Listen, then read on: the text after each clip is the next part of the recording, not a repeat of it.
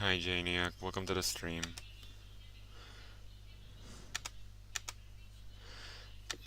Sorry for nagging. I'm gonna start the game now.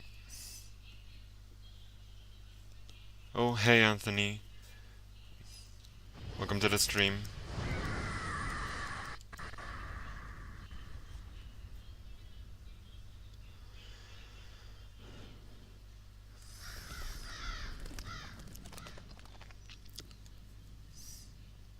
Yeah, we're continuing the last door today. Before I begin, a little bit of a recap. Like, even though I know that there's already a mini recap before each episode, so anyway. So, episode 1, we saw a guy called Anthony Beechworth hang himself, and his friend, the main character of the game, Jeremiah David, we're calling him Jeremy, discovered his body and a letter saying, warning him of a mortal danger. On this episode 2, we went to a boarding school turned hospital. Also, this is during the late 19th century, too. So, and we've found that an old teacher slash priest, and along with Jeremy, along and some of his friends, including Anthony, had partaken in something that showed them something beyond the veil, which we assume is some sort of parallel dimension again. And the four witnesses, well, the episode ended with a guy with a gravedigger knocking us out and putting Jeremy in a coffin and burying him. And the recap for episode 3 is what we'll be seeing in a second. So let's proceed.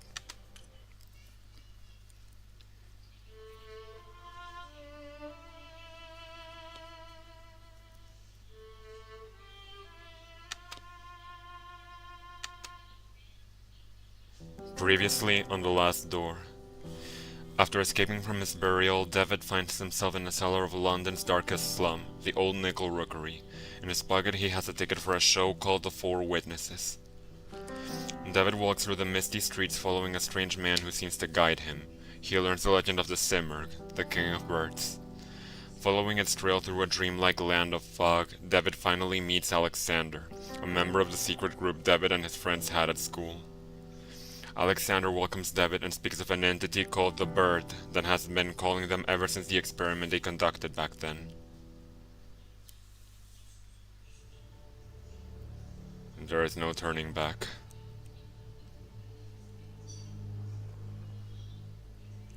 I have made my mind.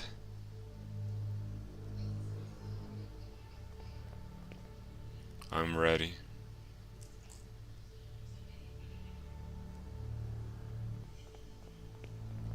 Go on. Do it.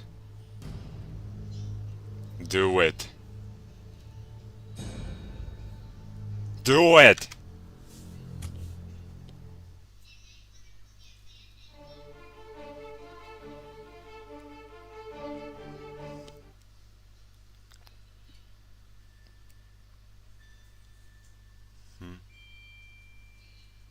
Can you see all these stars twinkling in the black outer abyss? All the constellations traced by human eyes in long distant eras?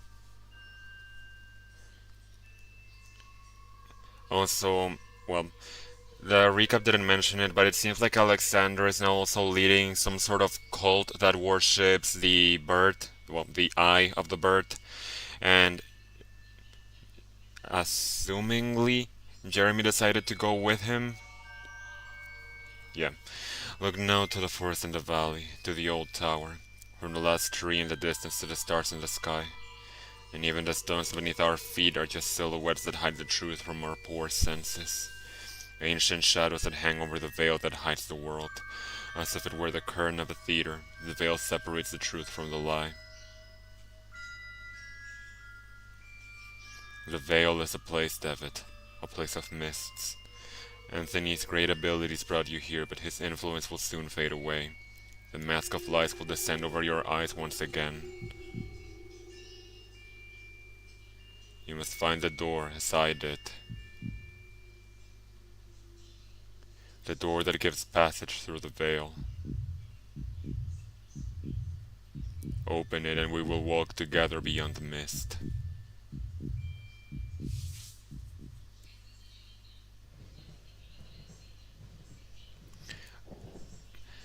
And this is Jeremy's psychologist, Dr. Wakefield. The guy on the left, I mean. I suppose you are wondering why I called you so urgently. I cannot deny it. Your letter was truly mysterious. I've been traveling, Doctor, to Scotland. Have you heard about the massacre of St. Gall? Why, yes. The tragic event has been the continued object of speculation and grim rumor in every newspaper in England. For weeks now, pamphlets have claimed that all kinds of macabre things took place. But I don't understand. How is all of this connected with my patient? He was there. I'm afraid he is one of the victims. Dear God!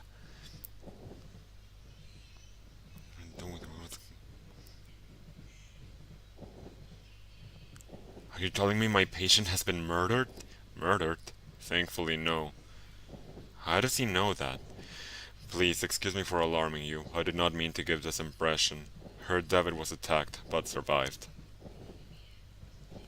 What happened to him then? It seems the criminal was caught by Herd David in the midst of the act. Then he tried to do the same thing to David that he had done to the others. Fortunately, the nuns arrived in time to unearth him from his coffin. Herd David was hospitalized. The nurses report that he remained unconscious for an entire day. What was David doing there? Many years ago, the St. Gall Hospital was a boarding school. It appears that both your patient and Mr. Beechworth spent a part of their youth together there. We can assume that Herd David was investigating something. You believe he had found a clue related to his friend's death. What was the cause of those awful deaths? No one knows for sure. The victims were inflicted with terrible wounds. All of them had an impression of utmost terror on their faces. I suspect you did not find Mr. David in the hospital. Indeed, he was already gone by the time I arrived. I have not been able to determine his whereabouts since. I see. What conclusions do you draw from all these circumstances? I have some theories, but I would prefer not to reveal them until events have unfolded. In all of them, there is a fundamental element whose role has not yet been revealed. And what leads to this conclusion? It is something that the Holy Sisters found beside Herd David within the coffin. An empty hypodermic needle with traces of an unknown substance. Huh?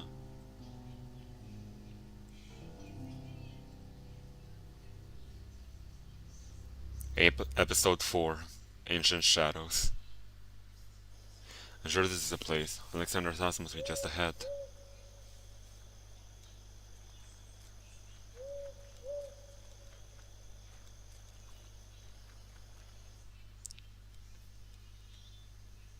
There's a large iron bar latching the door. Just going to... It's quite odd that the door was latched from the outside. Is it? Let's just explore. I was gonna say, but I'm gonna need a lantern.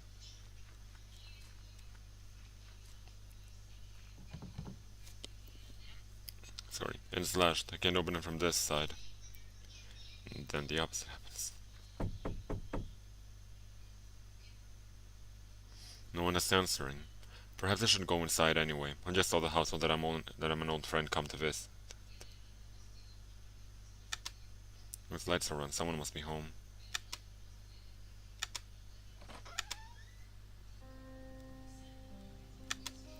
This rich woman stares down at me, glaring with a silent reproach at my intrusion.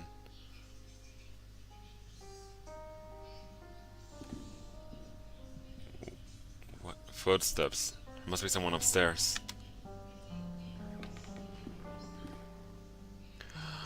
Oh joy, I can only tell. A well-crafted grandfather clock, but it seems to be out of order. One of the hands is missing. There's gonna be a puzzle with that clock. Just know it. The silhouette of a man. It bears a strong resemblance to Alexander. The silhouette of a woman. I never really got these kinds of portraits that are just a silhouette. Like, they're fancy, but I don't know, I find them weird. Alexander. Alexander, it's me, David. I'm sorry if I startled you. Is everything alright? Why are you sitting in a wheelchair? Are you hurt maybe? Can you stand? He's staring blankly at some distant point as if he has not heard my question at all. You told me I should come here and I came as soon as I could. Can you tell me what is happening here? He gives no answer, but persistently stares at something nearby. He appears to be in some kind of hypnotic trance. And was downstairs, I could have sworn I'd heard footsteps. Were they yours or is there someone else in the house? Roman felt a flash of hope that he was looking at me, but he is unresponsive. Alexander, please say something. I don't know what to do. I don't understand. Just what happened to him?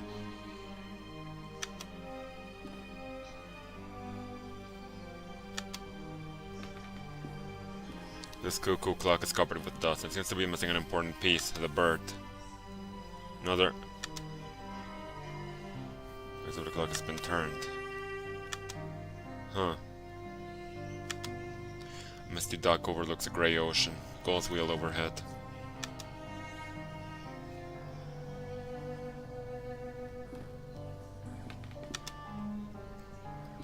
There's a scribbled annotation in this piece of paper. The veil is something we sense in our innermost being incessantly. In vain do we waste our lives, craving to tear through.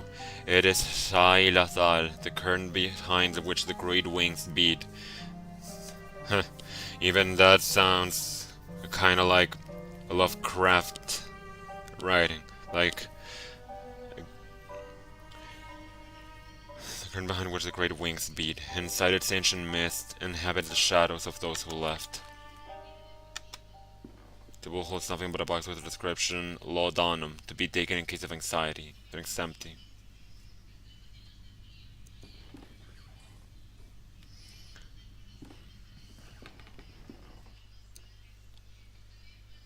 Portrait of an old man, maybe a ship captain. It looks like he's trying to guard his chest with a stern glare. A huge chest made of oak wood. There's a large iron hook inside. I'll take this hook. There's a fragment of a diary under the hook. August 5th, 1887. I can't work in the basement anymore. Those wretched sculptures. I feel them stalking me in the darkness. I know it is not possible, but I can hear the crunches, the flapping wings, stone grinding on stone, the frozen paroxysms. With what diabolical art were those gestures conceived? An eternal movement, a tension, and a possible struggle to get back the life they never had. I might place them outdoors in a greenhouse and let the mold devour them and wasps make nests of their hollow hearts.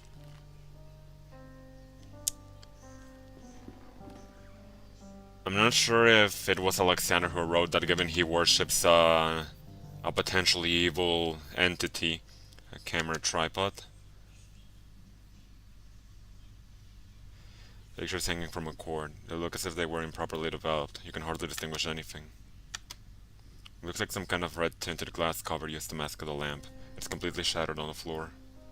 It looks like some kind of red-tinted... Sorry.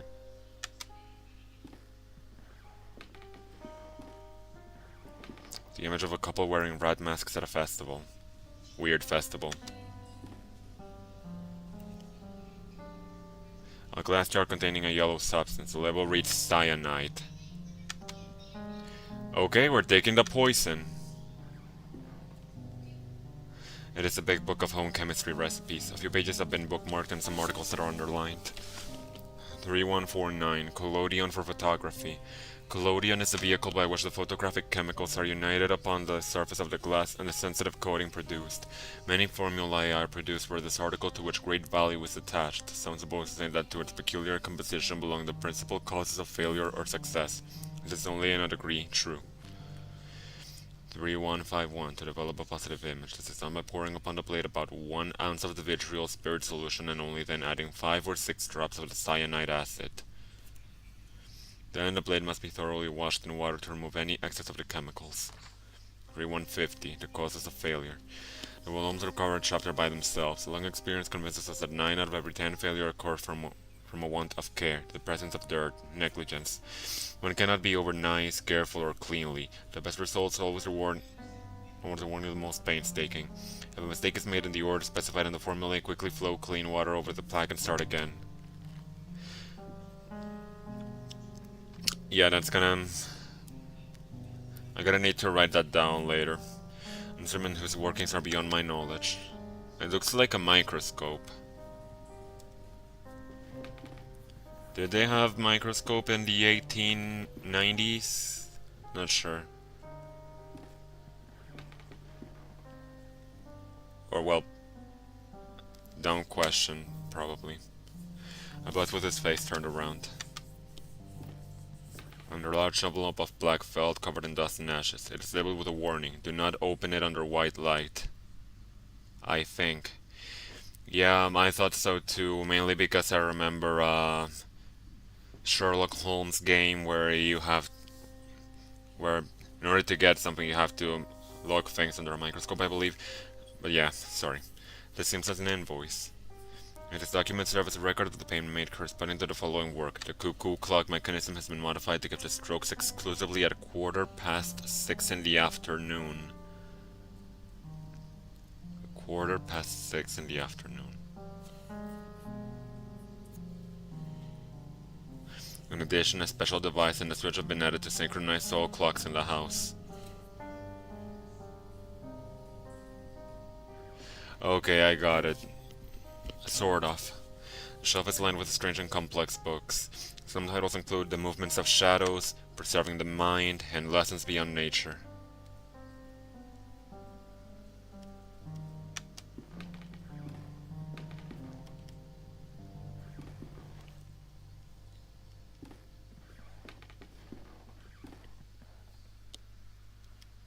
I'm just gonna check something here. Just basin with a copper drain.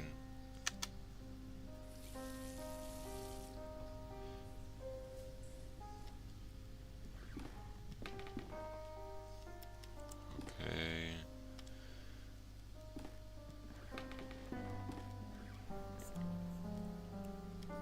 Oh yeah, I have to check the living room. And it could be Pevensey Castle, but in this painting the garrison is not in ruins. A couple of old teacups sit on the table. One of them is full and still warm.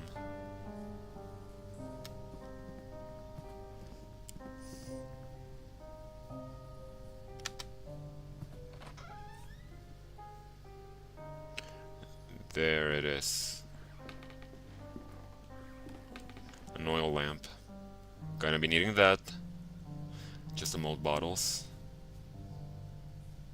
And I can see a note from here. It's a diary. This is the last thing written. The last pages have been ripped off. October 12th. Oh, my birthday. 1887. It's been a while since I can't devote any time to this diary for reasons beyond my control. An event most tragic has taken place in this house. Mr. Dupre has gotten ill, immersed in an everlasting stupor from which it seems he shall not return any time soon. Since the accident, I patiently take care of him. The doctor's treatment don't seem to do any good. I feed him like a child and make sure that all of the sculptures in the house are turned towards the wall. What else can I do? October 13th, 1887. The clockmaker just left. He has done such a good job. In the end, Mr. Dupre is not going to be able to notice the change in the clocks that he had so insistently requested. In his state, time will not be a problem anymore. This looks like the diary of a member of Alexander's household. What happened to them? Pantry with spices and ingredients. So this is a kitchen. Some old bottles. Yep, there's a door here.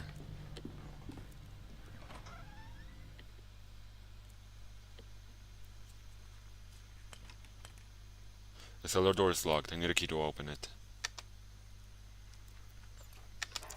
Now that door's open. And an ancient stone well. A rope hangs inside, disappearing into the darkness below.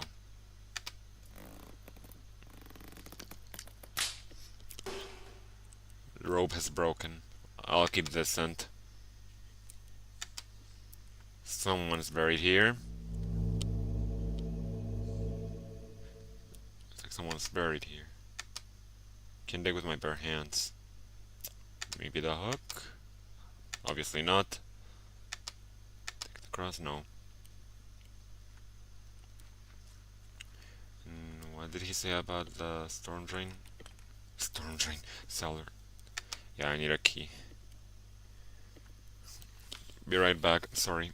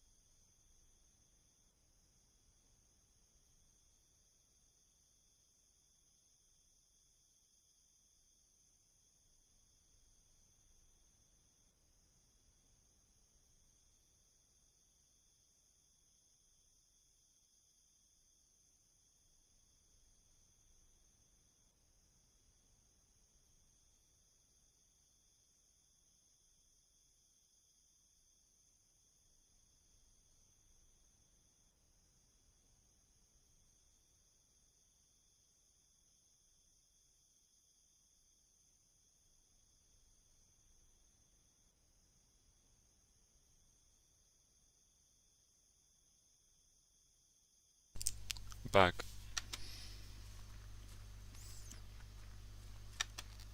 Wait. Yeah. Okay.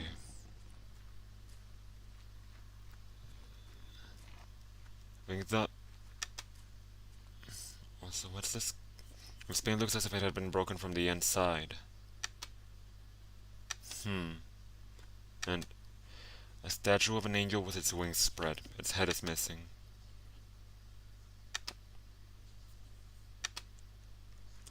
A jar of vitriol oil. I must be careful, it's a powerful acid. It's coming with us still. A statue of an angel covered in mold. It's glancing at me with a sad gesture. I remember that I needed to get to take something else from the thought. What's it called? You know, the room where you develop pictures.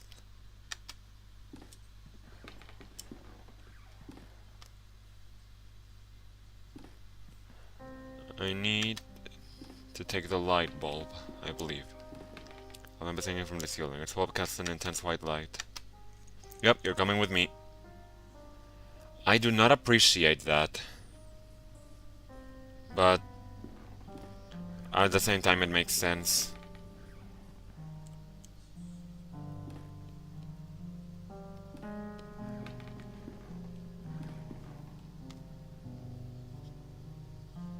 Let's the cursor for a bit. No. Back to the path outside the residence. What? Old ruins lay by the path. They seem to be Roman in style. What are they doing in England? Well, oh. The corpse of a deer, its abdomen torn open. It looks recently dead. Well, we gotta reveal those pictures somehow. No, the bulb is grossly covered in blood. Is there something else around here? No, just the path we came here from. How the hell did Jeremy not notice the dead deer when he was coming here? Like, I know he said it looks like it's recently dead, but still.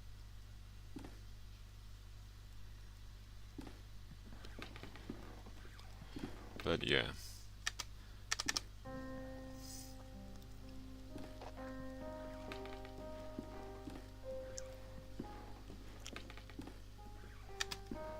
First off,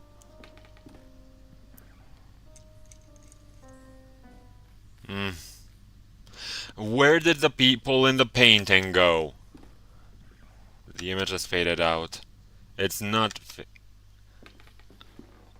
It is a big book of home chemistry recipes. A few pages have been bookmarked and some articles are underlined. Okay. Just gotta. Okay. Just gotta write this part down.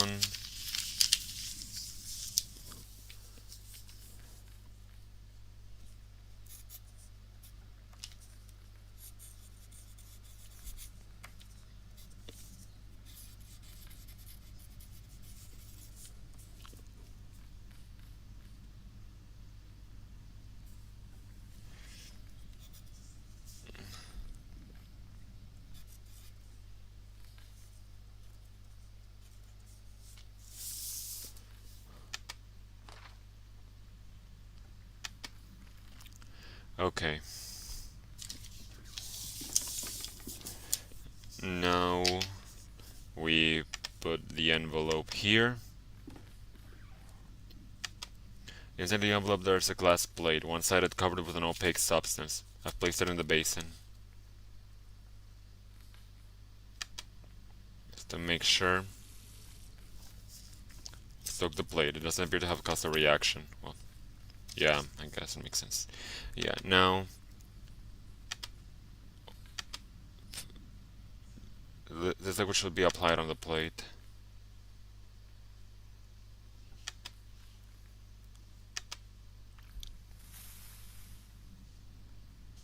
The oil has caused a strong acidic reaction. Now cyanide. And the liquid's in the correct order. All that remains is to rinse the plate. Okay, so I didn't really need to write down like the amount of drops, just do it in that order. Okay, that was useless. Sort of. An image is appearing on the plate. It's a photograph of Anthony and Alexander. Oh my god!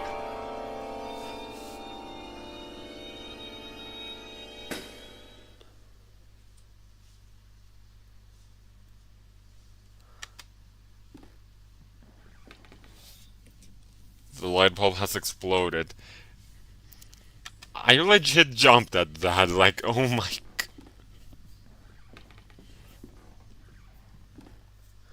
Welcome to Nightmare Fuel Hour.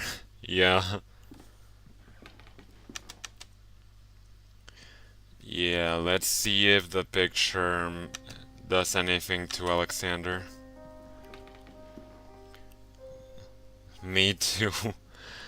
Alexander, do you recognize this photograph? Take a look. It is you and our old friend Anthony, and there's someone else blurred in the background. With a third figure. Does he mean something to you? Hmm? The bird awaits. A piece of clockwork, a hand. Yep. The bird awaits.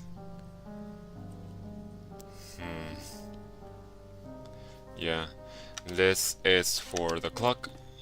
Thank you, Captain Obvious. And I forgot. I'm pretty sure. Yup. Now let's try retrieving that bucket again.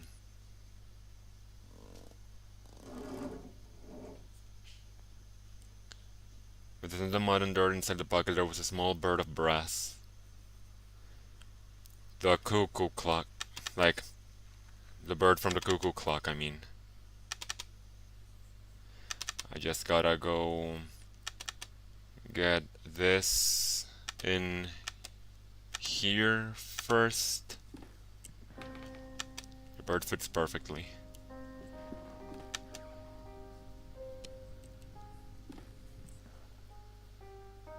And now, where was the other place we checked? Shit, I forgot. Oh yeah, it was downstairs, I think. I have to go check the notes in the kitchen again, I think. Let's see. The house.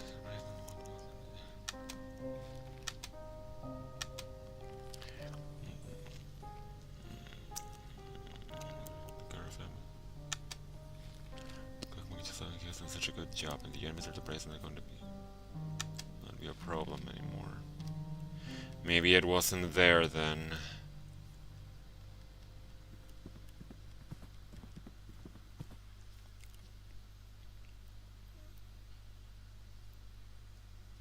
I'll try my luck. Just I think it's at 6:15.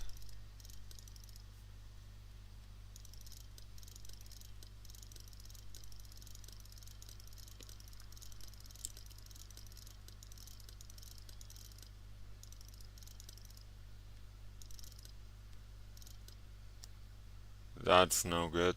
Oh, wait, I'm dumb.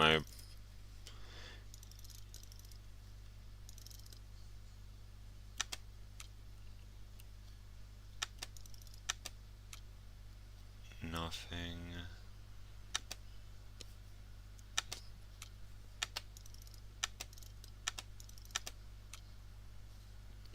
I'm gonna go check the note real quick again. Just gotta make sure.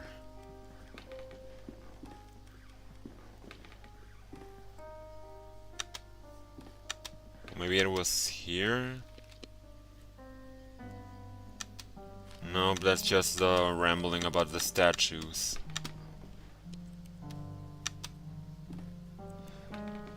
It's a letter. Oh, I think I missed this when I first came here. Dear Alexander, I have excellent news. A contact from the university has given me access to a 12th century alchemical tome containing an amazing formulary.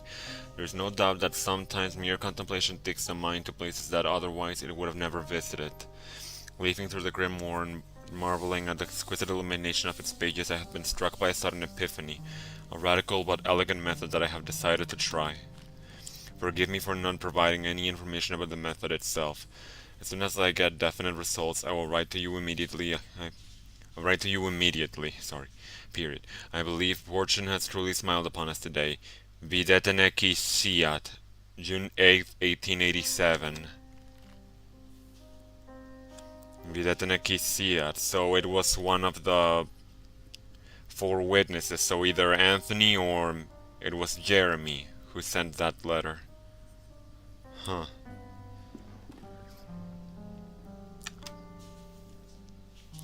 It gives the strokes exclusively at 6:15 in the afternoon.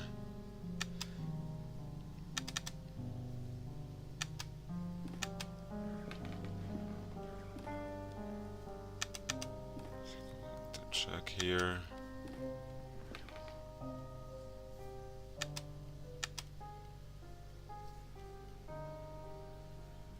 Oh, okay. Okay, since this is turned, I think that I have to put it so that, like, arrange the. How could I have done it? Just kidding. And yeah, so yeah, I'm pretty sure that I have to then, yeah, just let's see. The shorthand would have to be at 3 then.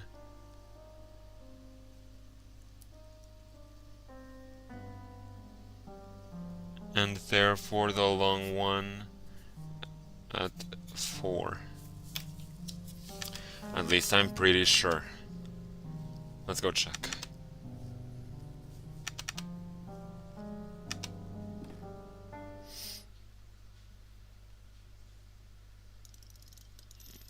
Wind the clock. Let's see if this does it. Nope. Try 5. Neither. 6.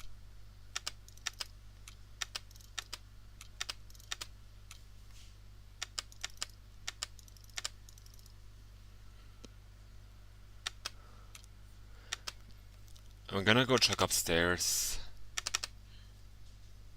Let's see what the clock says.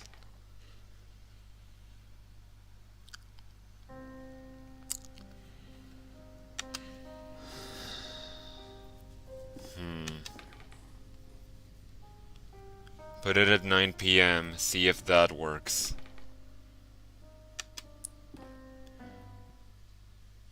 Okay.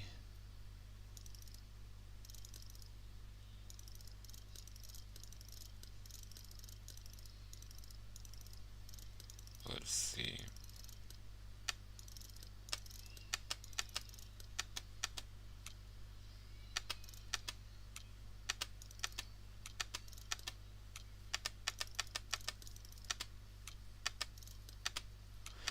I'm just checking.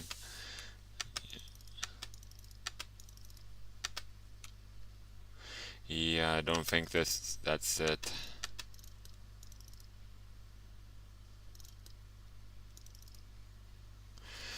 Before we can Before I waste any more of your time, I'm gonna just check what the answer is to this one. Let's see. Clock puzzle. Clock puzzle.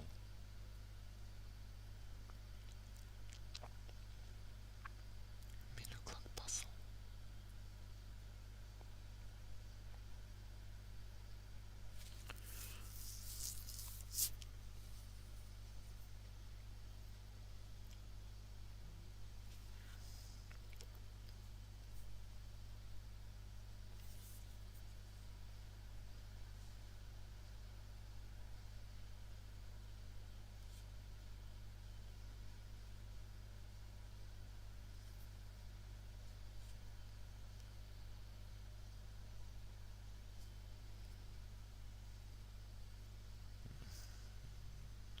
Clock. Click. Just gonna check something here again.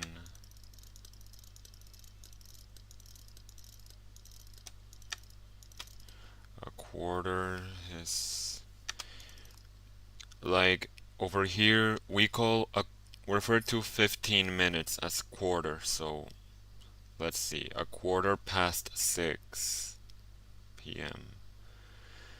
So 5, 10, 15. Let's try the other.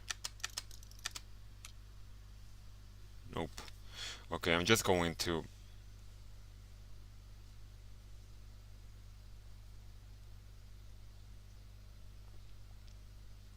Okay, I'm the. I swear to Christ, I'm the. Okay.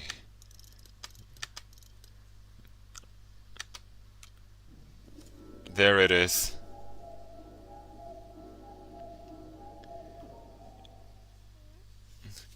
The sound came from upstairs.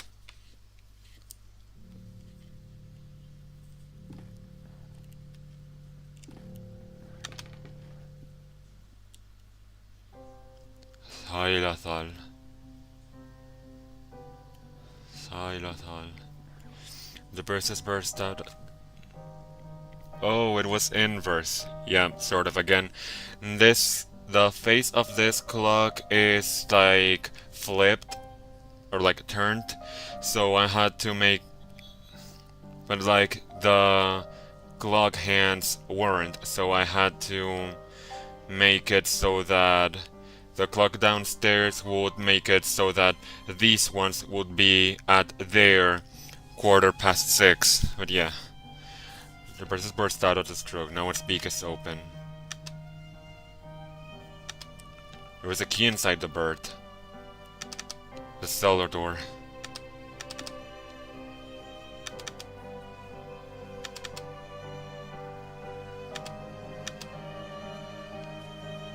Oh my...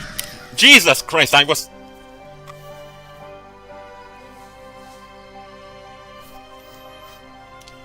I was about to comment on the music. The crows caught me off guard.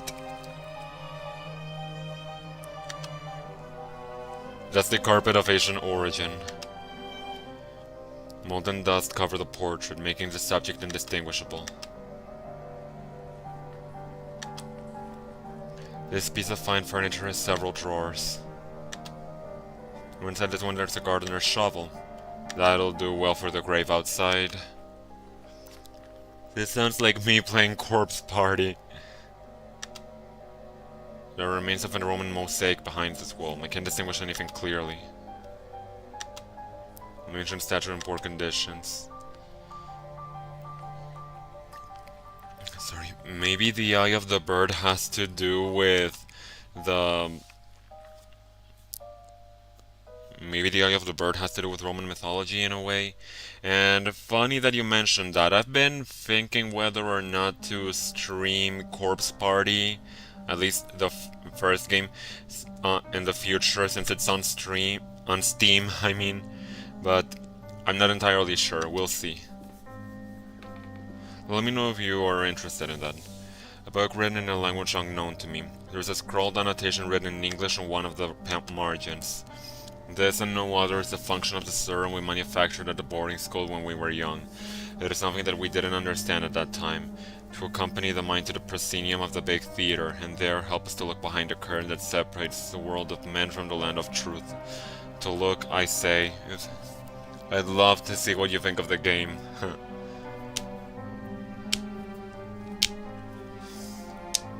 We didn't understand that at that time.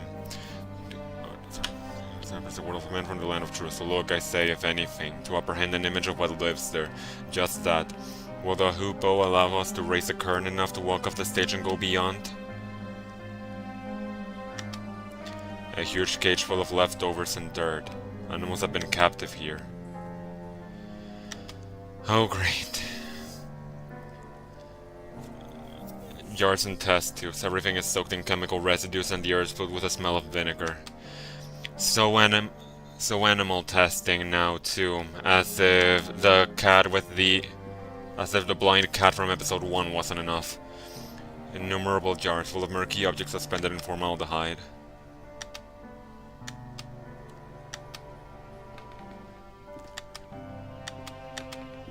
A bunch of dust-covered beakers with repulsive liquids. A few of them have developed fungi inside. Unlabeled bottles and lab equipment. There's a crawl space there. Why can't I? Well, I guess I'll first go.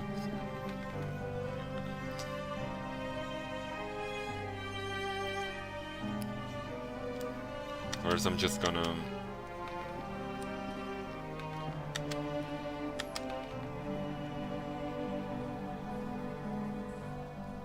Yeah, I'm gonna check the grave first.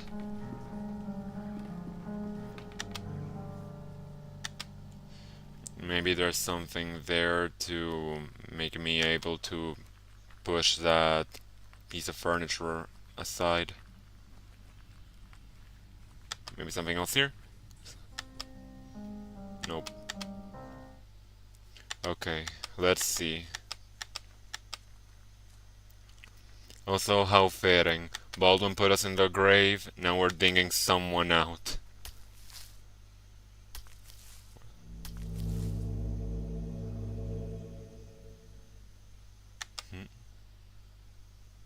And of course, the luck is very rusted, almost shattered. Since I can't open it by hand. But this is acid, right? So... Oh dear. Wait. The remains of a humanoid body but with a grotesque animal aspect. Maybe a small ape? It has a collar with some engraved words on it. Old Mike. There's a corpse, there's a paper leaf. Dear Alexander, I just know there's gonna be a jump scare once we finish reading this. So I'm gonna psych myself up. Dear Alexander, undoubtedly your methods are definitely stronger than mine. How do you manage to get results with such alacrity? On another note, my epiphany with the treatise of alchemy was not accidental. When examining the text closer, I have come to the conclusion that, for a time, Raymundus Lolli sought the same thing as we did. In his account, he describes a formula that he calls hoopoe. Yes, like the legendary bird. It closely resembles the serum with which we have worked so far, except for minor differences. It's a pity what you tell me about old Mike. I hope he gets better soon. Videte quis sciat. July 2nd, 1887. Okay, here it comes. Oh. The skeletal fingers of the creature are clutching a rolled up canvas. It's a map of the stars. Oh dear. I remember this puzzle. Pretty sure. Some kind of navigation map. Several constellations are marked.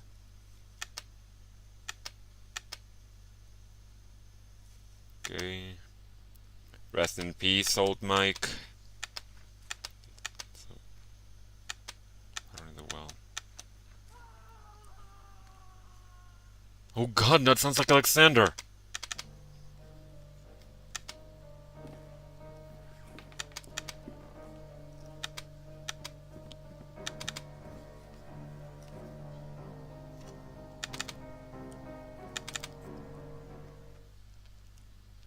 Alexander!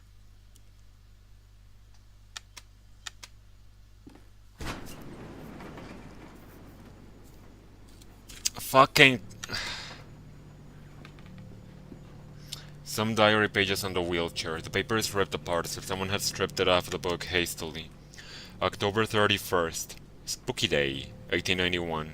I'm writing this in the light of my desk lamp, hoping to be able to remember it all when the birds finally sing and the sun's blessing dispels the dark shadows of the mind.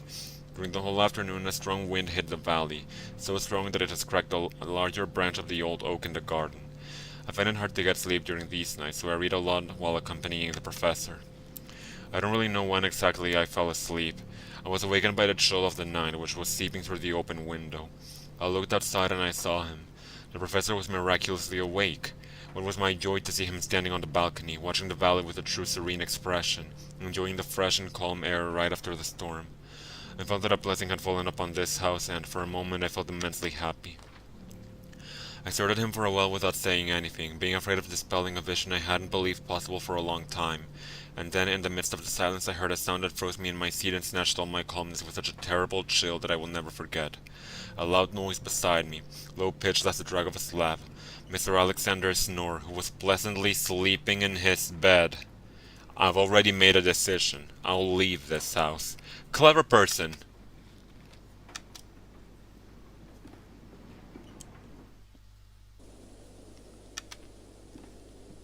A statue, it's holding something. It's a lens mounted in a metal ring.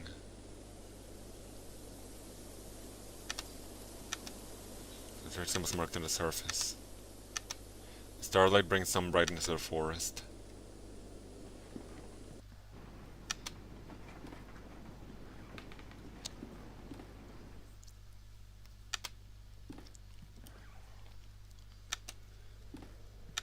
And yeah. Hopefully this now means that I can move the desk or whatever aside.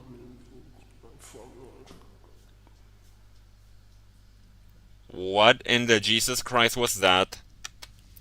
He didn't say it that way, but I said it the right way.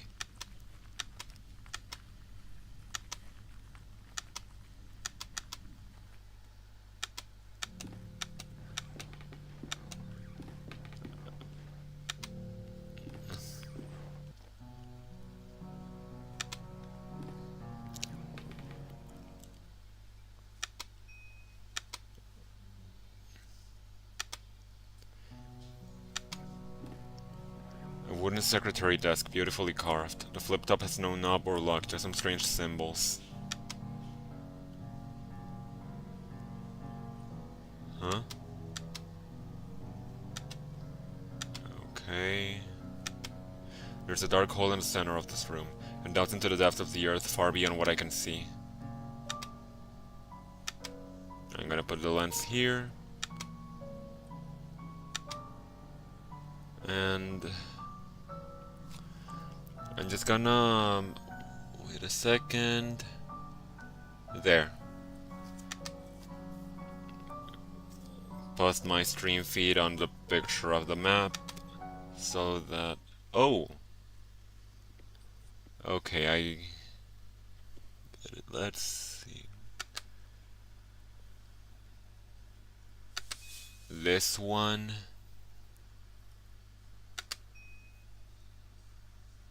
That one. And two stars close to one another. that it seems like it could be are these, but there should be a third one. No, I think that is not the triangle that I am looking for. Well, this I'm pretty sure this is the one. Maybe this is the other one, and there we go. Let me just draw those symbols real quick.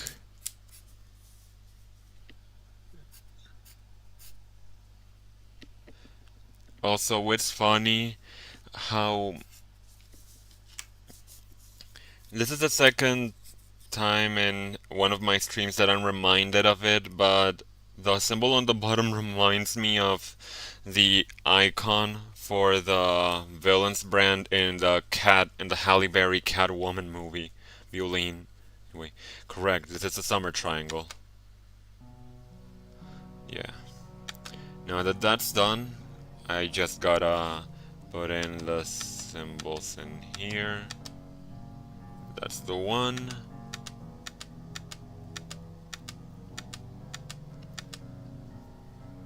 Sorry. And then the Boolean symbol. Haha. There's a small cabinet with two slots for syringes. Only one of them remains. The voice again. It comes from the bottom of the pit.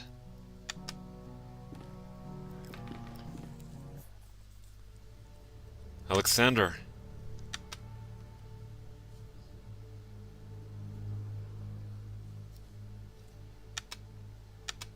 A variety of surgical instruments and some jars with chemicals in them. There's a chair in the middle of the room. Alexander. He needs a syringe. Before this, I just want to say that before this playthrough, I didn't really understand why Jeremy would go with Alexander and his cult. But the fact that in episode 3 we were shown flashbacks to his honestly pretty trashy life, I think that he's gone with him because of how much shit he's gone through. He found out that his childhood friend was alive, he had to go to his old boarding school, but obviously reminding him of how his father sent him away because he didn't care about him more than his job. And then he was buried alive. So then, not to mention that he watched his old teacher burn himself to death. So I think he decided to go with the cult of the Eye of the Bird because he just needed some support. Sort of like what they do in Midsommar. Not sure if you guys have seen that movie, but yeah. Anyway, this is what you asked me to search for. Is it not, Alexander? Am I right? The last door. The last door. We can cross together. What should I do? I am waiting for you. Here, in the mist. It's nearby. I can hear it. What is nearby? What do you hear? I hear the beating of its wings. It knows we are afraid. I am ready. Sit down.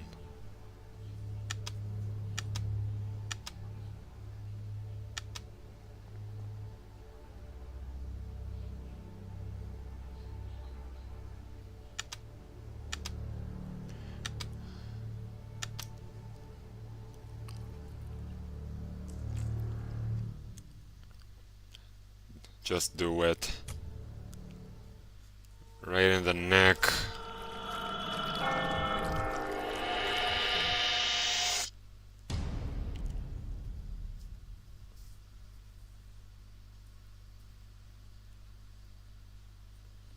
Do you think that we will find any clue here about David's whereabouts? Anthony's residence. The police must have taken almost everything, but we have no other leads to pursue. Hopefully they have overlooked something. What about this room? I actually think we never went in that room. There is a sealed letter between this table and the wall. It looks like Herb Beechworth has never sent it. I think it is best that you read it. Dearest Alexander, please, you must reflect on this. We do not yet know what we are dealing with. If we were to open the door, it may stay that way, an open way for whatever lives on the other side. Videte, quis, sciat. See to it that no one knows.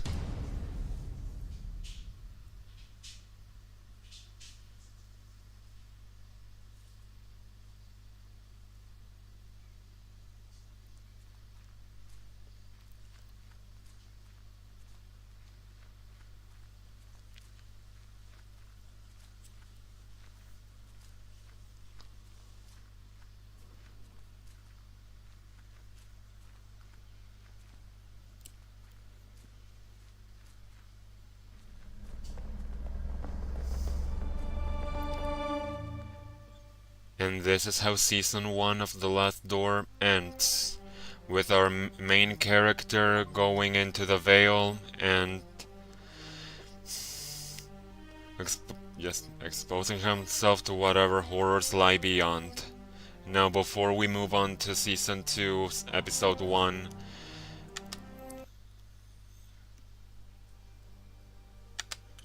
since this is a collector's edition, it has these extra episodes, which are pretty short. So, let's check them out. First, the morgue.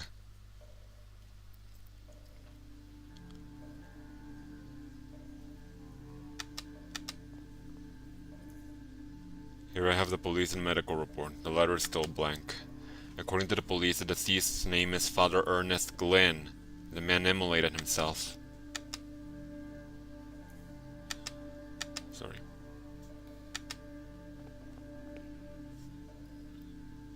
Oh dear, the scalpel, concerned scissors. There must be something wrong with the water pressure valve. An anatomical model built of actual human bones. The sky is cloudy outside. Not finished here yet. We'll see if the police report is right. Good lord, what a mess. His skin is all scorched. Cause of death is probably shock caused by the sudden burns. A horrible way of passing. What could lead a man of God to commit such an act? All that remains is to file the medical report so he can receive the proper treatment a fine gentleman deserves. So I can't do it here. Okay.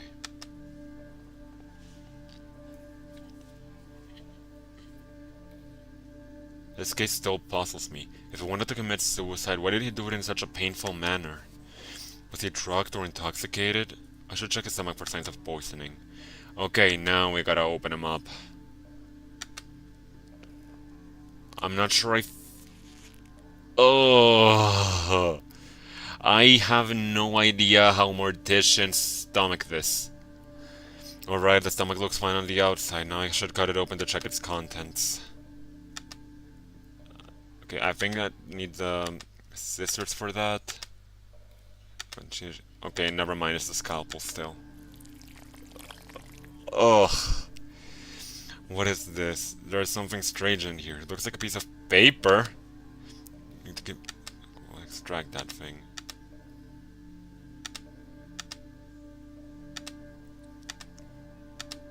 Okay, there. It's a note. Ernest Glynn, Jeremiah David, Alexander Dupre, Hugo Ashdown. Wait, so a crumpled note with 4 names, one of them crossed out. I think I should inform the inspector immediately. So, okay, we know that Father Ernest was one of the 4 witnesses, and Alexander was 2, and Jeremy, well, 2, but Hugo Ashdown? I thought it was Anthony.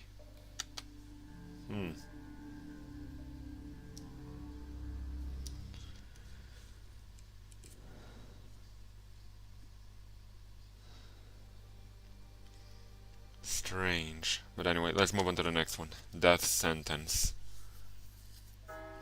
Francis Baldwin. After being certified of your guilt by a peer jury, we find you guilty of the wicked and violent murders of 14 innocent and sick people. Huh. At least Baldwin is getting some consequences for his actions. Because of this sentence, I am hereby authorized to execute you at this very moment by hanging to death in the sight of God. Would you like to make a final statement before we proceed? Why will you say that I am mad? Oh God, you should have seen how mercifully I proceeded. With what love! I saved them, I released them, now they are in a better place. Do you still believe I am mad?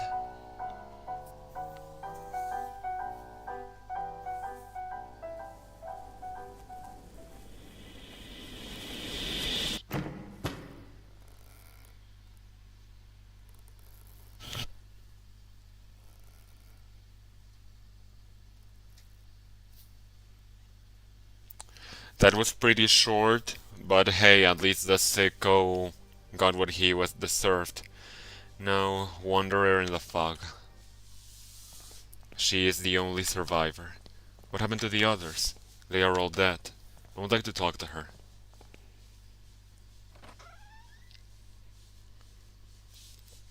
Oh, it's Kaufman. And Mother Superior? She's spoken only nonsense since she woke up. Be right back. Sorry.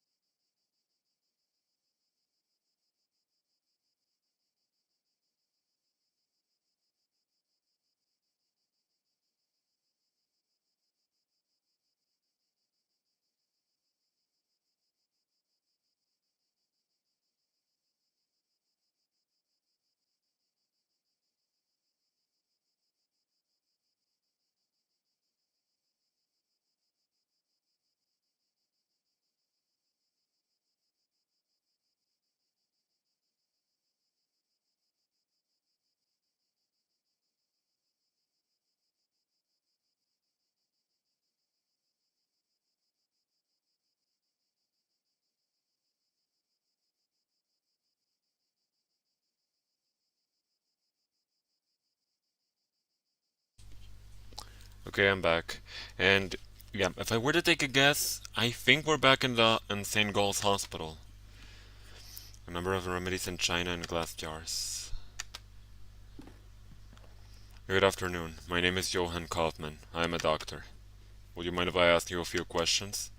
Please be careful with what you ask. Miss Parnell's state is delicate. I am perfectly fine and able to talk, sister. Thanks for your consideration. Okay, she's not Mother Superior, but I believe we're still here. Now, Doctor, I understand you want me to repeat my story. I would be thankful to hear it indeed. I'll stay outside if you need me. I am a sane woman, Doctor, in complete control of my mind and reason. You do not dare to question it. I certainly wouldn't. Then I will commence. I woke up in the dark.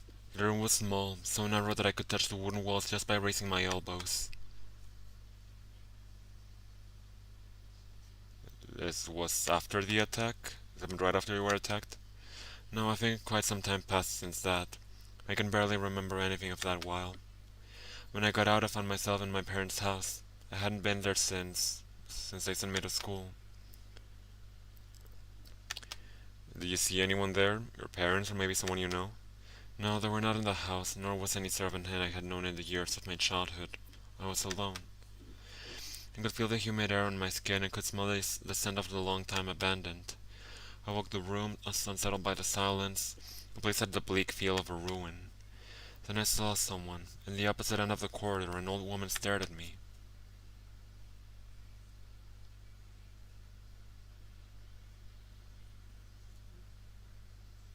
Did you talk to her?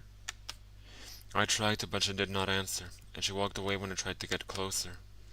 I followed her around through the back alley and into the streets. I got lost in the burg of Aberdeen. The streets were deserted and a thick fog covered everything. I thought I had seen the old woman through the fog once or twice, but they could have been just shadows. So the city was empty? No, not completely. I met some people. Oh, those are piano notes. I met some people, vagabonds. One of them was a priest. I remember a novelist and a boy too. Tell me about the boy.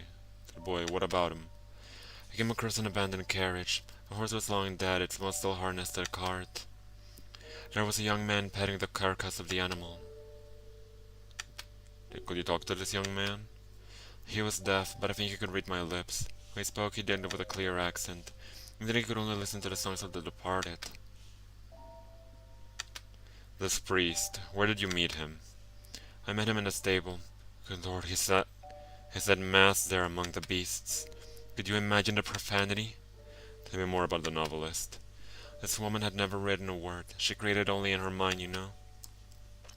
She could tell the story sentence by sentence with perfect precision, and I could even hear a piece of her last work. Do you remember anything about the novelist's work? Yes, the piece she told me was something like, the shadows of the past soon melted within the land that loved silence. Through the fog they walked, found themselves lost.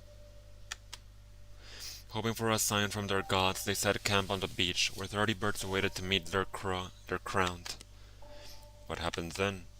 As I walked, the fog got denser. I could barely see anything around. I finally met the old woman. She didn't say anything but gave me a cardboard card. Then she left. She gave you a playing card? It was one of those used to tell fortune. There was a drawing on it of a veiled person holding a lamp. Then the mist seemed to clear out and I could finally see. What could you see? A barren land bathed by roaring waves. There were thousands of birds, and then I realized there was something else. What was it? It was there. It looked at me. The burning dark inside, the shaking, the scream, that vision, that I cannot understand. What is it, doctor? Have I finally lost my strength of mind? I believe you. I am sure that what you lived was real. But I am afraid that I currently lack any proof that can confirm your account. I am sorry. I should leave. Thank you for your time. Wait, doctor, I have something else to say. When I first woke up here, there was something beside me. Would this be enough proof? It looks like a tarot card. Huh. And now the last extra episode, Beechworth's Wake.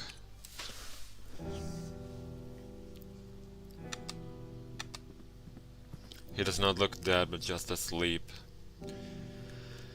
Yeah, I got that. I barely knew him. This is he was traveling the world. What would be of man with no aspiration for the other side to inspire or lead him?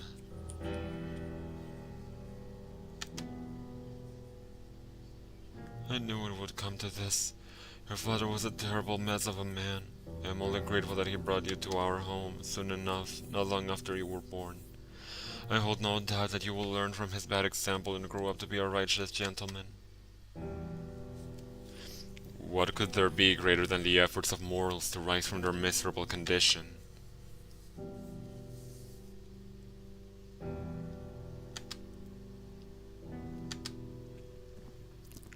We will speak later, young man. We're busy. This is so sad. He was most dearest to me. You know, your father was a complicated man. He had a strong character and was as stubborn as a mule when he had taken a determination. He believed he had a mission in this world, though I am not sure he knew exactly what it was. That which avoids description, the unknown, provides man with a reason to exist.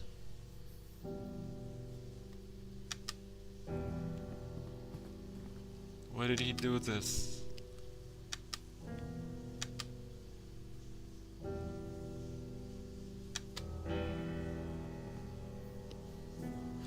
This is an obscure domain, its secrets taken by man from the silence of nature and death. You are the young Beechworth, is that right? Your father left you everything, Anthony. Thus, the house, his accounts, and all his belongings, for you to receive when you come of age. He was very specific in his testament, though, that you should receive this promptly. His personal book log.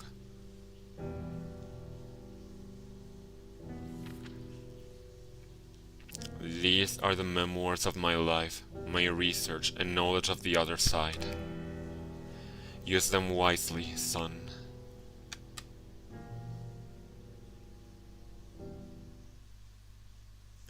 The other side.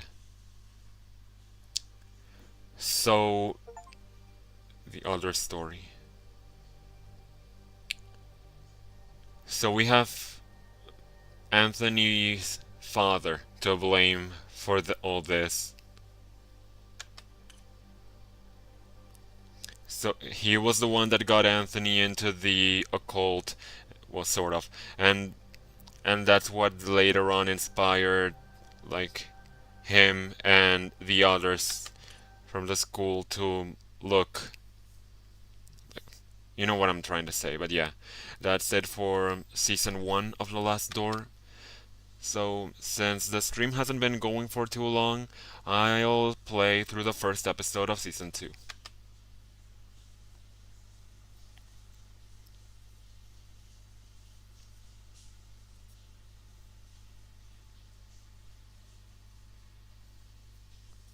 Oh.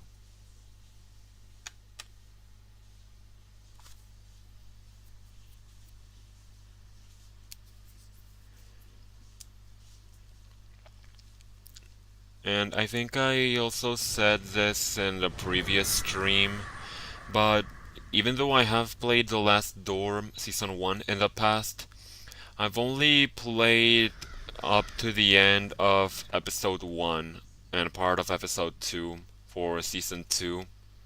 So once we... Oh, 1 second.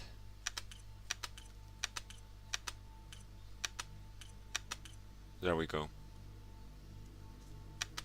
So going to turn the music up just a little bit. Yeah.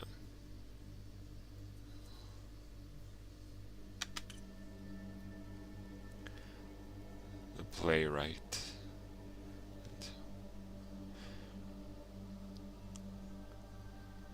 Dr. Wakefield visits the East Coast home to investigate the past of Alexandre Dupre, a man who might be connected to Wakefield patients out in a mysterious disappearance. Let's begin. Start over.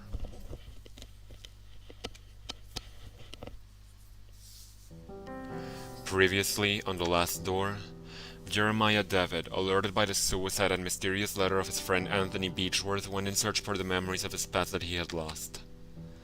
David discovered that in school he had taken part in a strange experiment. Its goal was to peek through the veil, the thin line between common reality and the world of horror and madness that lies beyond, under the watch of the Eye of the Bird. During his search, he was inoculated with a drug they had used back then. The serum made David's mind travel for a few hours to the dreamlike realm of the veil. There he met his old classmate Alexandre Dupre, Alexander Dupre, who urged David to join his cause and cross with him to the realm of the bird. When David woke up from his trance, he found himself deeply convinced by his friend's words. He traveled to Dupre's house, where he discovered his friend had dosed himself with a new serum, leaving a catatonic body behind. This new drug was capable of transporting the mind permanently to the veil and beyond. Finally, David found a vial of the serum and had it injected. He met his friend again in the veil, and together they walked through the last door, entering a world forbidden to human eyes. David's therapist, Dr. John Wakefield, worried by his patient's disappearance and strange visions, had sought the help of his colleague Professor Johann Kaufmann, an expert in the occult. Searching Anthony Beechworth's house, Wakefield and Kaufmann found a disturbing returned letter, in which Anthony had tried to warn Alexander Dupre of what could happen if the door was opened. He feared something from the other side might then come to ours. And that brings us to where we are now. They are coming.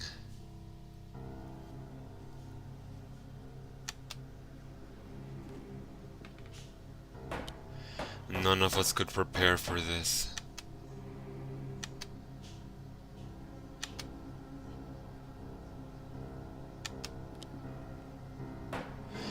The visions, screaming, were merely a warning.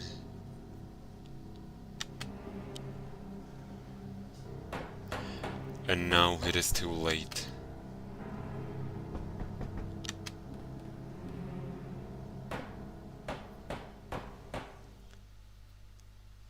They are coming.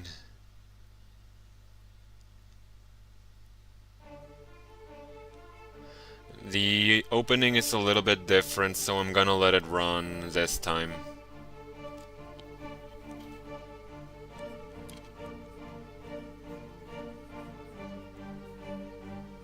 Plus, this music is great.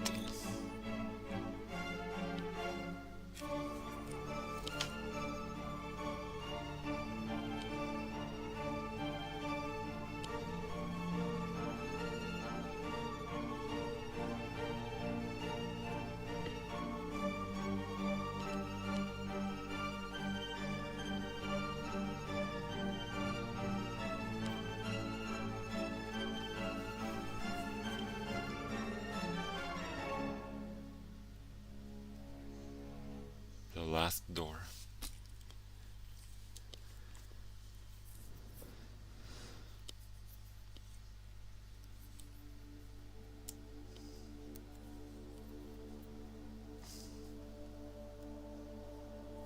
Last night I had the nightmare again, but this time it was different. This time he talked to me. We're playing as Wakefield again. It was the same unknown street, void of any sound and life. I walked aimlessly, as if I were lost.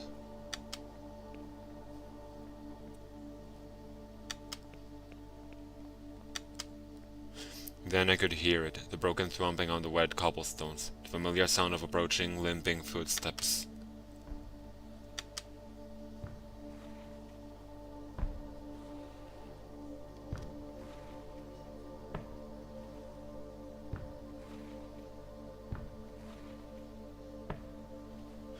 Then, as before, he stood in front of me, gazing on relentlessly like he was expecting something. This time he spoke. Give me back what he took. Nothing else. Give me back what he took.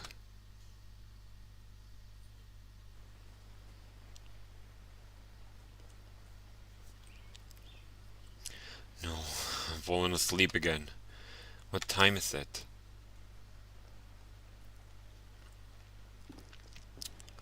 Dawn already.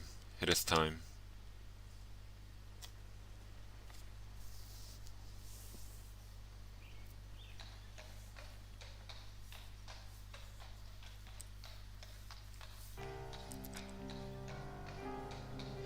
It was several months since Kaufman and I had found that mysterious letter in Anthony Beechworth's house. A letter never sent, with a cryptic warning of what would happen if a certain door were opened, and bore only the name of the addressee, Alexander Dupre. We felt sure that Dupre was key to finding my patient and friend Jeremiah David, who had disappeared in such strange circumstances. Troubled by the death of his friend Anthony, David had visited the school of his childhood and had never been seen again. Kaufman soon conveyed to me his deep concerns and warned that I should conduct any investigations with the utmost discretion. He pursued his own research, though his thoughts and methods remained a secret. In his last letter, he requested I visit East Hill Lunatic Asylum in London. There were reasons to believe that Alexander had been institutionalized there for many years. It was us to confirm this hypothesis and, if it proved correct, to gather whatever other information might arise.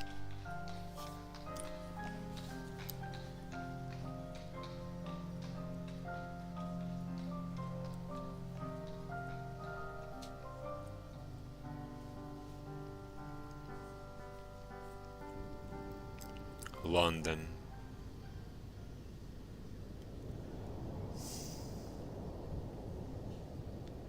Well, let's go. Season 2, Episode 1, The Playwright. So this is a still lunatic asylum. I hope I can find information on Alexander Dupre here. Ladies and gentlemen, the Mr. Latest news in town. It's a lunatic asylum. See monster fun and say knives.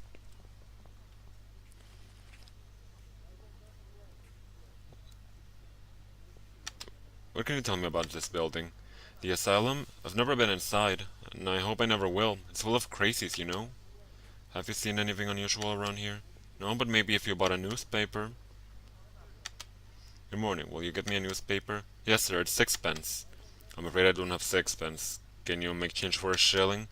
I'm sorry, I can't, sir. But you know where to find me when you have the coins. Alright. Goodbye, boy. Goodbye, sir. Boy. That ambassador. So he's just gonna explore. Good morning. Ah, yes, a lovely morning. Solid of a quite fascinating character. I beg your pardon? The light, it makes everything look different. You see, light touches things, soaks into them and changes their nature. It makes them shimmer or makes them die. Do you live here in the hospital?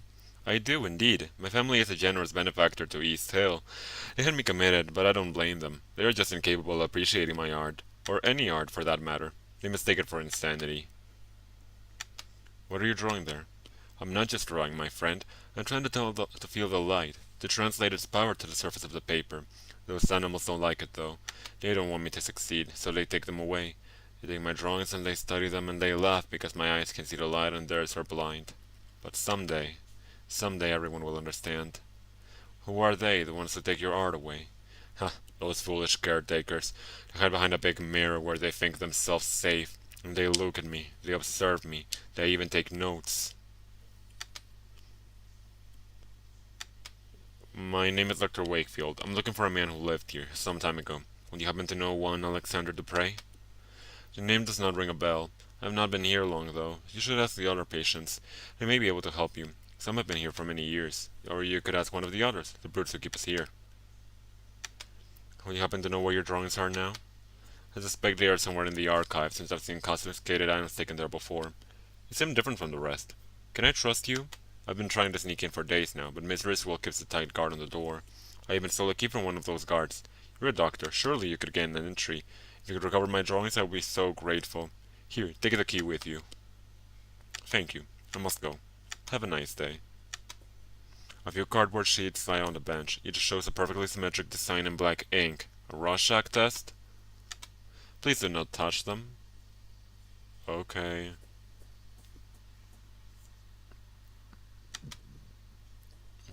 Sorry.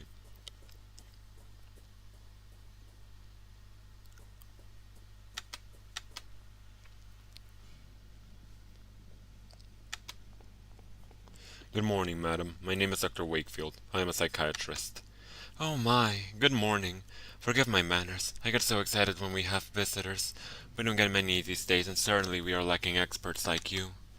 What do you mean you lack experts? Every year we got less funding from the Crown. First the doctors started to leave, then it was the caretaker. Now very few remain. But we have a responsibility to our poor patients, do we not? We must care for them. They cannot be out living with the proper people. We must keep ourselves safe. And our patients too, of course. I'm looking for a man who used to be a patient here a few years ago. His name is Alexander Dupre. Did you perchance ever meet him? Alexander Dupre. Yes, there was one with a foreign name. I remember something of him. A good man, if I recall correctly. An educated man. But there was something strange about him, wasn't there? I believe it scared some of the other patients. You never know with this lot. I'm sorry that I can't remember much. There have been so many people here, it is hard to keep track. Have you worked here for long? Yes, a long time. I can scarcely remember how many years. Time goes slowly in here, and the isolation... The rules don't allow us to leave. I don't know what is happening in the world anymore, but we have our duty, do we not? Who else will care for our patients? May I request access to the Institute's archive? There should be some information about the man I'm looking for, Mr. Dupre. I'm sorry, Doctor, but the archives are private. We must not allow anyone to access them without the proper authority. Many of our patients come from good families, you see, and we take great care to respect their privacy. But do not look so crestfallen. You'll not find much in any case. It is a long time since they have been organized. Still, we have to find a way into the archives, then. Bookshelf. These books are not volumes of psychiatry or medical science, but old serial novels for patients to read.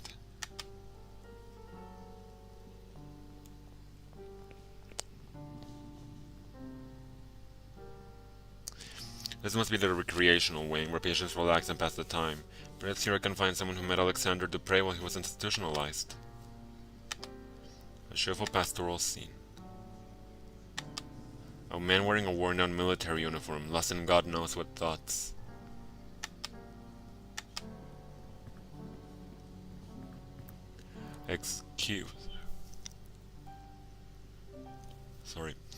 Excuse me, sir. I could not help but notice your uniform. Were you in the army? Leave me alone. You do not want to talk to a coward such as myself. Sir, leave me alone. I am just a coward. Okay. The warm decoration of this room suggests a great deal of sensitivity to the patient's moral needs.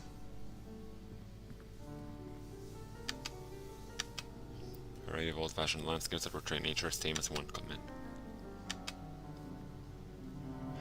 Good morning, madam. My name is Wakefield. I'm looking for a former patient of this institution. They're rumbling. She doesn't seem to have noticed me.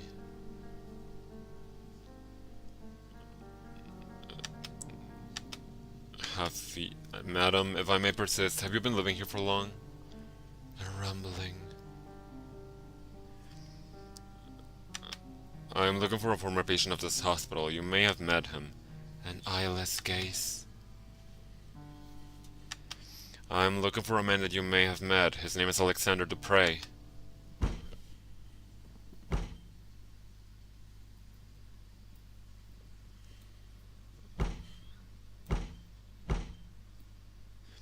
What a strong reaction upon hearing Mr. Dupre's name.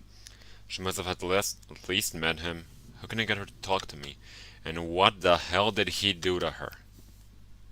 Good morning. I am a psychiatrist. Dr. Wakefield. Quite an impressive institution you have here. Can I ask for your assistance? I'm looking for a former patient of this institution. His name is Dupre. I'm sorry, sir. I have never heard of that name before.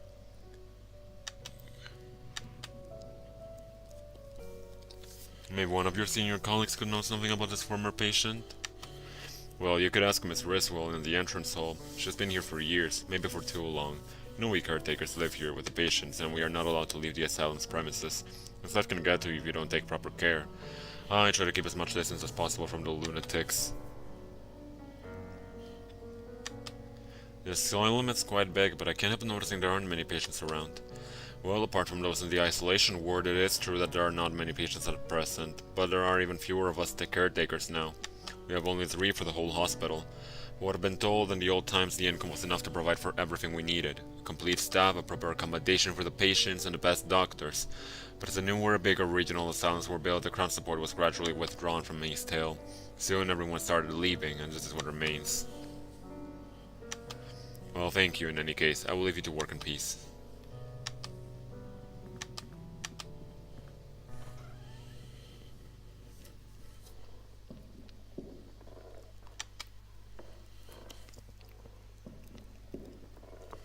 Sorry. Unusually large mirror. A glass jar full of a transparent liquid that may or may not be water. There is a coin resting at the bottom.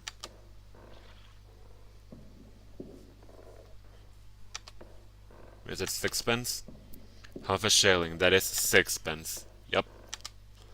It's like a therapy log. Edward Roan, 27, acute dementia. September 25, 1891. Mr. Roan's condition has degenerated since the last session. He is restless as if the morphine had no effect on him. For the last week he has been obsessive, troubled for reasons unknown. September 25th, 1891. The patient's dosage has been doubled to no effect. September 29th, 1891. Dr. Weddle has been attacked and bitten in the face. 4 men were needed to subdue the patient, Mr. Roan. 3 markings were found on his body upon examination. Self-harm is a possible cause. October 3rd, 1891. Mr. Rowan is getting better day by day, both physically and mentally. His habits have changed considerably. He now shows an interest in religion and spends his time murmuring prayers, albeit once unknown to my colleagues and me. There's a thin piece of metal holding the window open.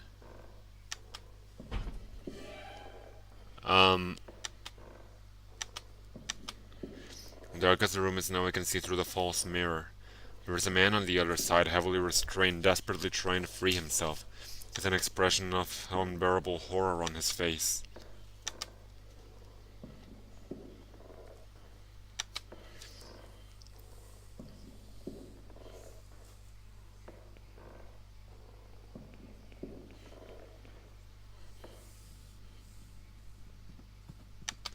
Can I tell the orderly? Nope. Okay, I guess we're just gonna take the fact that there's a guy restrained in a bed in a room with a fake mirror.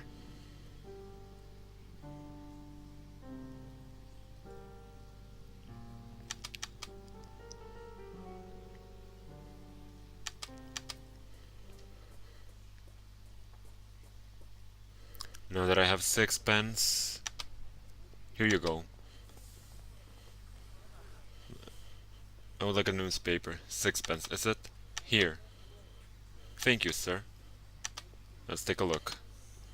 Today's Illustrated London News. The first headline is about a grim case. Scotland Yard keeps its silence about the ambassador of Turkey found dead last Saturday under mysterious circumstances. Our sources suspect he may have been murdered. The second, sea monster found in St. Ives. The remains of a serpent from the deep were found on the beach early yesterday morning. It is suspected they'd come from a seaside museum in Spain, destroyed a month ago by the sea waves during a terrifying storm. There's another drawing advertising an operetta called Love Brushstrokes. Okay. I think I have an idea of what to do to get into the archives.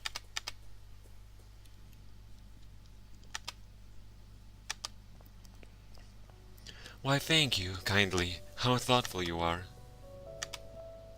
My goodness, how quickly things change in the outside world. Yep, she's completely distracted. Now to check the archives.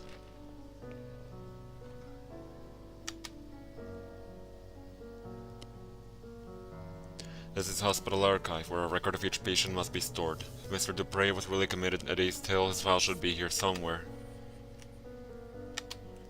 A portrait of a restrained patient surrounded by caretakers and a doctor. Why would you keep that hung up on the wall? I'm not sure. It has been a long time since this desk was last used. It is covered in discarded papers and pens and a noticeable layer of dust.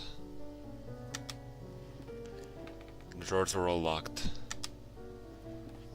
This cabinet contains many documents detailing the treatment of patients, ranging from 2 decades ago to last year. His file is right on here. Dupre, Alexander, room 108A. Well, the files are missing. It is as if they had been torn out. Only a little piece of paper remains with an address written on it. Paul Street, 26. Could that be where Alexander Dupre lived before he was committed to this hospital? Paul Street. I should follow this new lead and see if it takes me somewhere useful.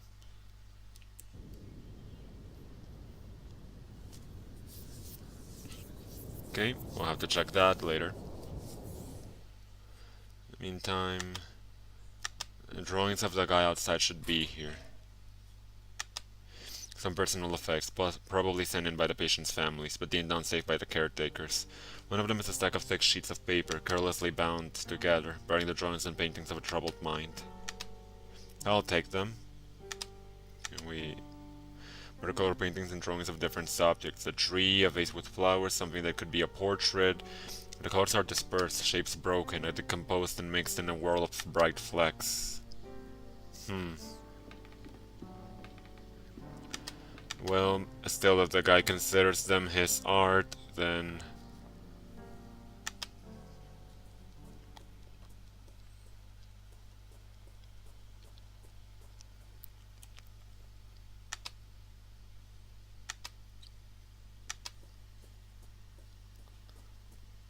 Here, these your drawings? Great wonder, they are back! Someday they will understand light and shape as I understand them. Thank you, my friend. If you want, take these cardboard sheets. Thanks to you, I have no more need for them.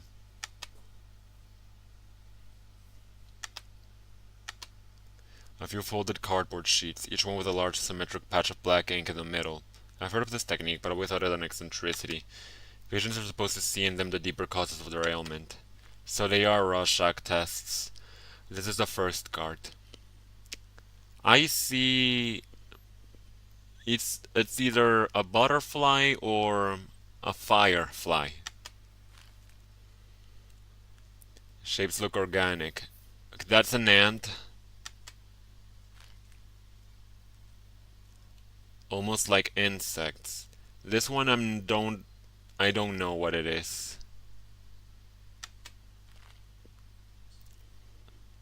I would say this could be a face. That is one of the masks that the people from the cold were wearing.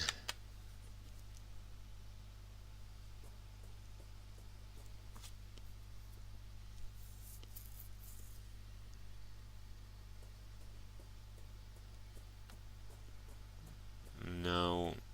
I just want to check something because I'm not sure if this is what I have. I don't exactly remember if this is what I have to do.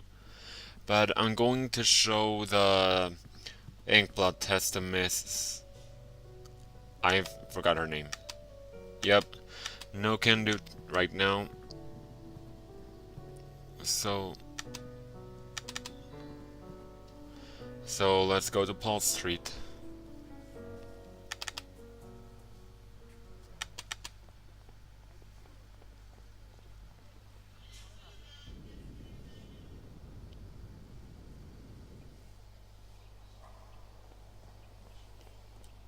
This door is number 24. I'm looking for number 26. Okay.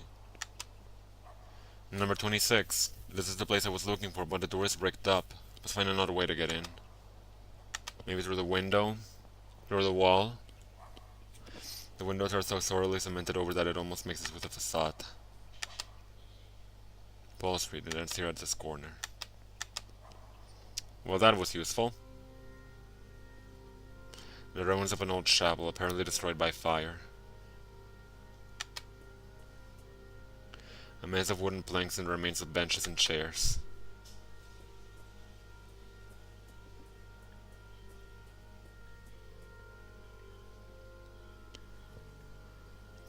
There is someone on their knees praying. Their face is covered by a hood.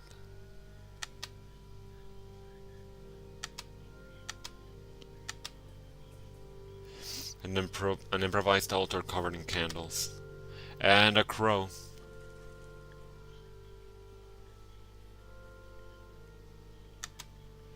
The wooden cross remains almost intact. It's gonna look like my way through the dark.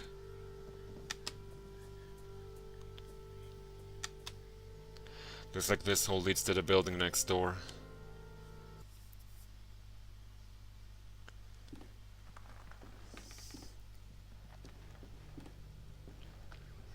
Oh, at least he moves faster than Jeremy does while in the dark. That's nice to see. This must be the interior of the bricked up building I saw in the street. Mr. Dupre's former residence. I cannot tell who is depicted in the portrait since it is so badly damaged. It seems someone crushed it into the floor. A military medal. There is a relief of Her Majesty the Queen and several pieces of metal engraved with the names of battles unknown to me. I'll take this with me. Maybe it will mean something to one of Alexander's fellow patients in the hospital.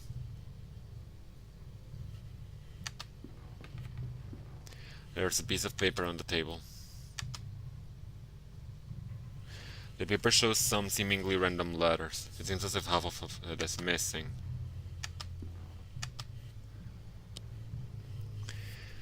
Few books remain on the shelf, mostly doubtful treatises in chemistry and alchemy. Among the titles are Trithemius de Lapide Philosophico, Geber's De Inventione Veritatis, anonymous work Turba Philosophorum, and Ludwig Prince Mysteries of the Worm.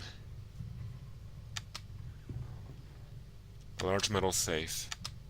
The safe is working fine. I should give it a try. With no combination, it's as useful as wet paper. In the meantime, let's go back to the asylum. Maybe showing the medal to the cowardly army man will be of some use.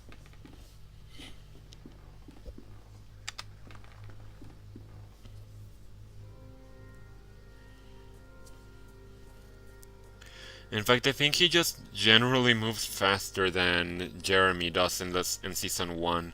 Might be mistaken.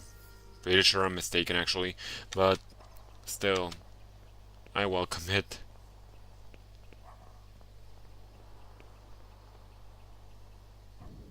Let's go back to East Hill.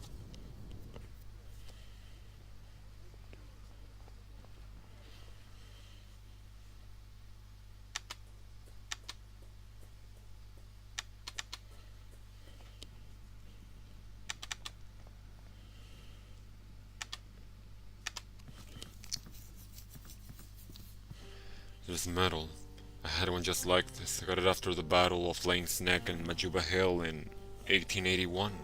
A decade ago now. For distinguished conduct in the field, it said. What a farce. So you were in the army, as I thought. Allow me to introduce myself. I am Dr. Wakefield. Sergeant William Conghill, Her Majesty's 6th Light Infantry. Are you another one of those alienists? Do you doctors not realize that cowardice cannot be cured by your arts? Why are they keeping you here? The doctors say I suffer from a nervous disorder. I believe this is a term for when they themselves, with all their learning, do not know what to say. But I know what the true name of my sickness. It is pure cowardice. I am looking for a former patient at this hospital. You may have met him. His name is Alexander Dupre. Yes, I did know a man by that name. We met briefly. He was here when I arrived. What do you know about him? He was a proper lad, educated. He listened closely to the stories of the other inmates, but he kept his own to himself. We talked a lot. He was very close to Mrs. Conhee, too. I think they got here at the same time, but when he left, he did so alone. I wonder what has become of him since. Who is this Miss Conhee? She is a patient here, the lady with the tempestuous character. You may have encountered her already. She has not been the same since Mr. Dupre left, you know. She always sits to the side, alone and silent. That you could talk to her at all, even if you tried. She sees things, or at least she thinks she does. What did you talk about, you and Mr. Dupre?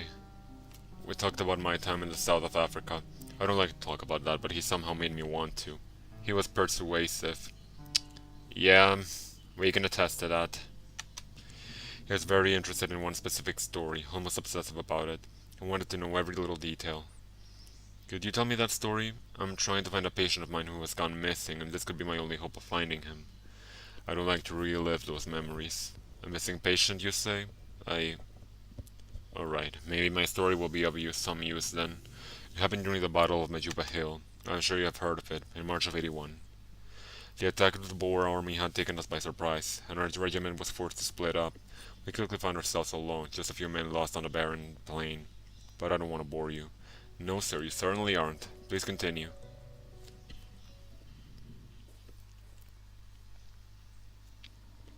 As I said, we were few, and we were sure the enemy was lurking out there. In the colder of dusk, a thick fog formed quickly, masking everything around us. We could barely see each other.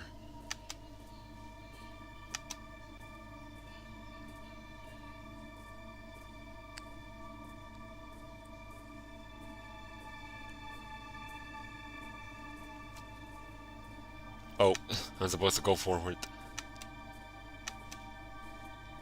Then the others started to disappear in the fog, which was getting thicker and thicker.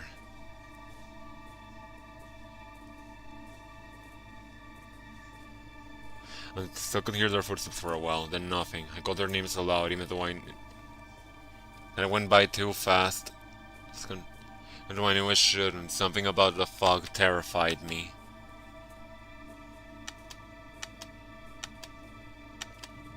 I felt something in there, not far, a murmur or a beating, something alive, waiting. I couldn't help but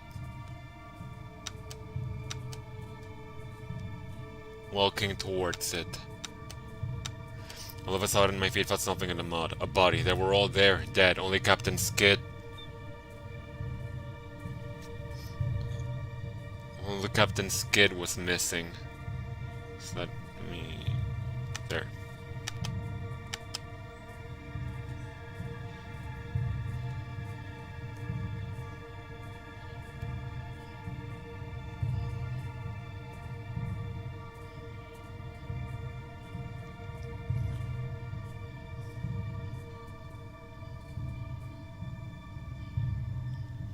Then the mist cleared out. What had happened? I never knew for certain. I didn't see anything.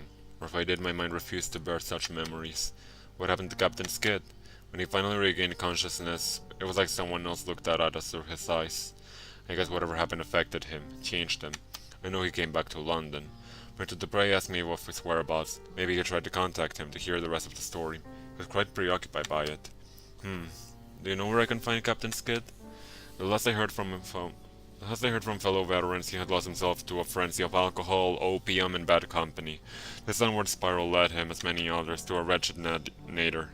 A dirty hole deep in St. Giles rookery known as the Crimson Nest. I hope you will find him there. Alive, even if you are lucky. Here, this is a picture of our regiment. You can see him there. St. Giles. Okay, we'll go there in a bit.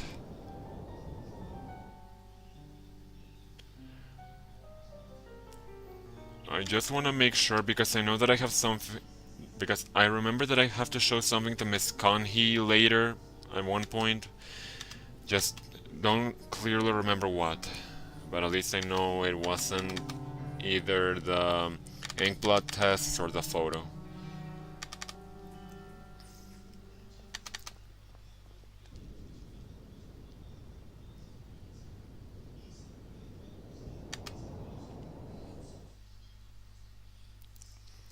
This is the slum of St. Giles. The Crimson Nest shouldn't be far.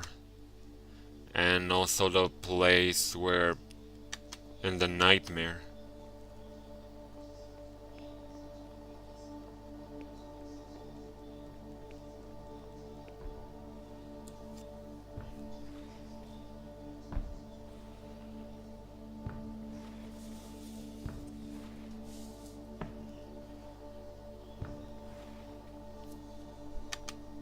This man, he looks like the man from my nightmares. He is blind in one eye. The empty socket glistens in the lamplight. He seems to want something from me. In my dream, the man said, "Give me back what he took."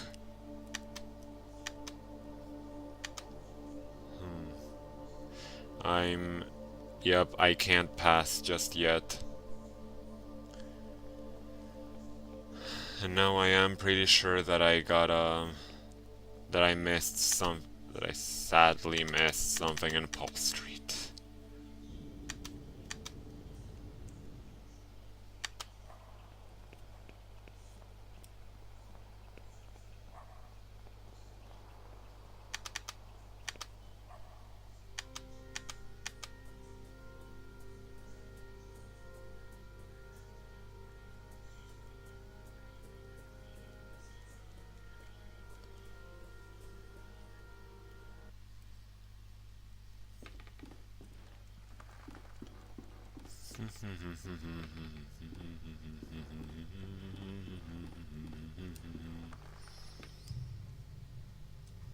Okay, let's see. Door is bricked up. At least maybe there's something among the ashes. There's a piece of paper. Bingo. It looks like some kind of message, but there's only one half here. The paper has been carefully burnt.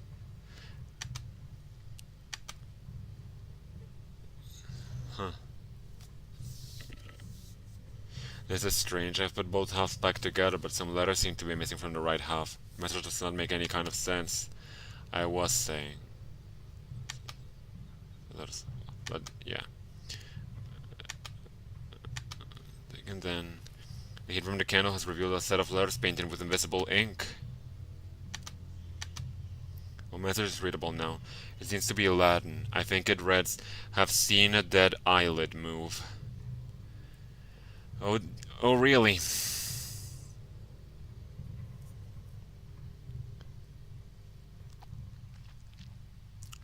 And also...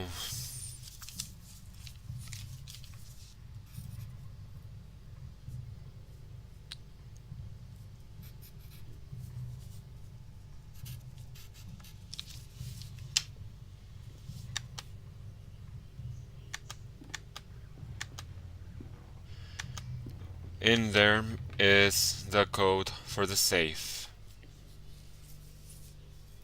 So let's see. 6, 5.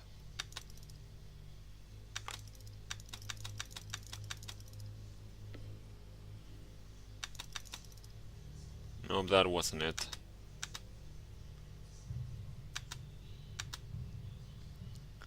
Let's see. 6.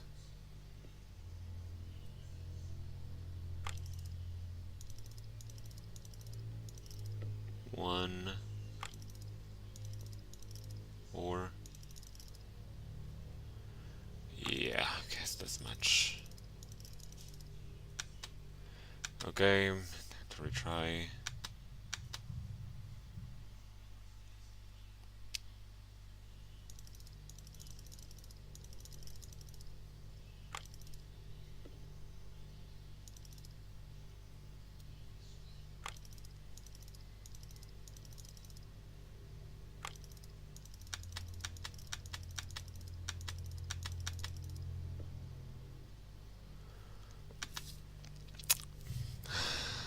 One second, guys.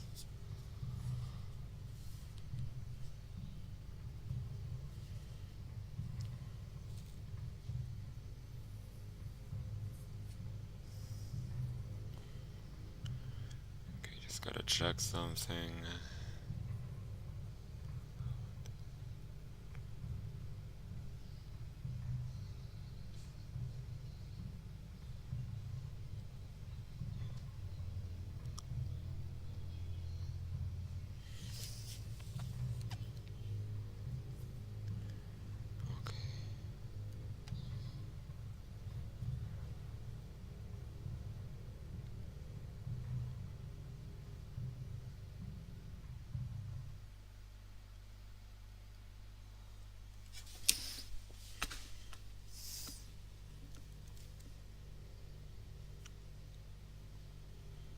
Okay, let's see.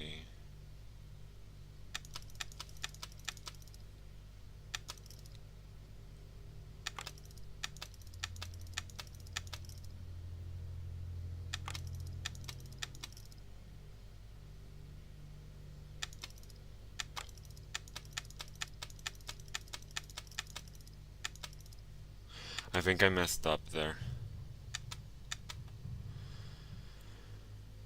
Okay.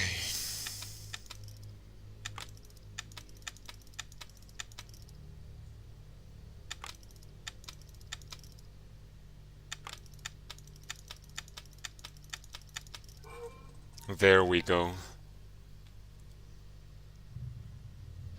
It's empty.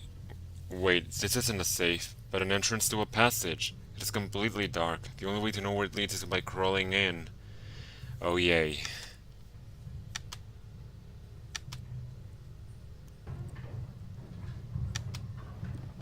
Mathematic formulae with written fast and carelessly. Some of these symbols I have never seen before. It's numbers. It looks like some kind of calendar or timetable. A strange machine built out of wood, steel, and glass. I wonder what its function could be. And that's a cult member. Standing there. Well, sitting there. There is someone sitting here wearing a horrible mask and a yellow robe. He's not moving.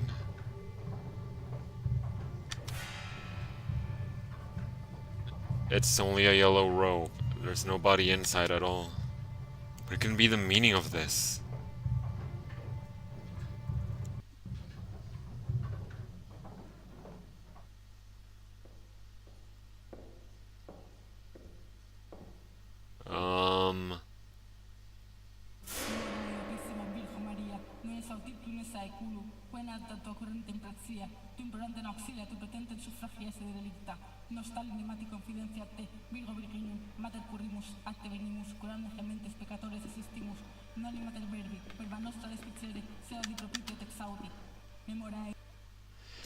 I think she was praying Hail Mary in English. Like, in Latin, I mean Latin. But, yeah, that was weird, to say the least. And now, in fear of sounding like a broken record, I'm going back to East Hill and showing this to Miss Conhee. Because surely if there's something to remind her of Alexander.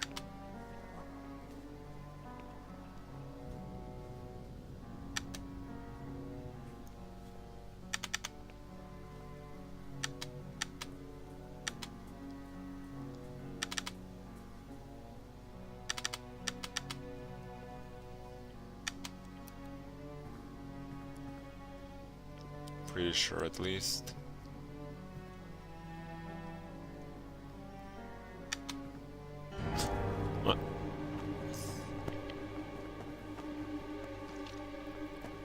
It is the isolation ward for you this time, madam. Off we go. The face of the playwright! The face of the playwright! The face of the playwright? Sergeant Conghill, please let me be. Memories of war are painful. I don't want to remember them ever again.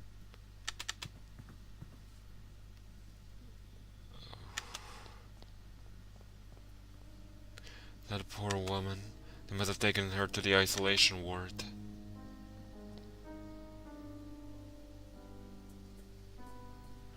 Well, let's go check.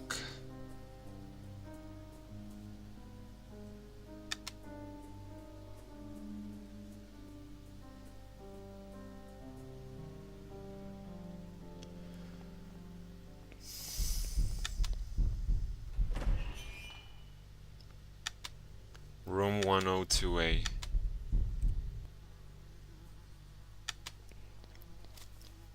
Hello, my name is Wakefield. The butterfly is not what it seems. Excuse me, but what butterfly? There's more after the scarab.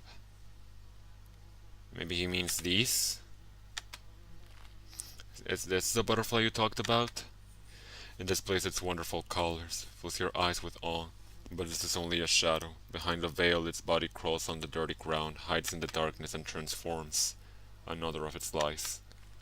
So, what would this be? Its dark body creaks and rustles with its blind movements. Slowly, step by step, it gets closer and closer and closer. What about this one? It will come, whatever you do. I will cry out loud, looking after you from everywhere at the same time. And what about this one? Him. Him? His mask. My mate from the other room used to scream at night, always told us he could feel something under his bed. A presence. An eyeless gaze.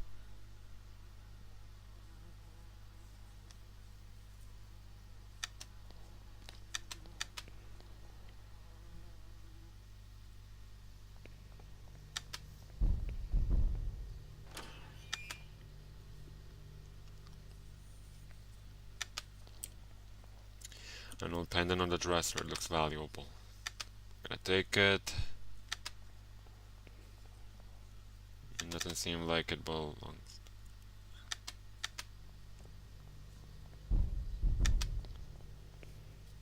Room 106A.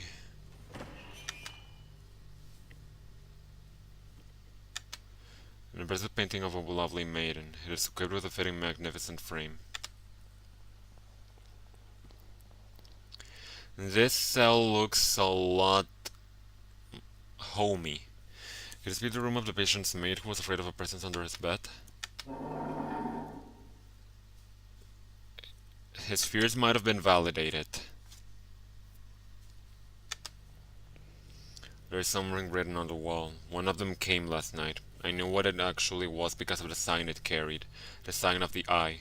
I killed it and hid it well. If more come, they will not find their friend nor its eye.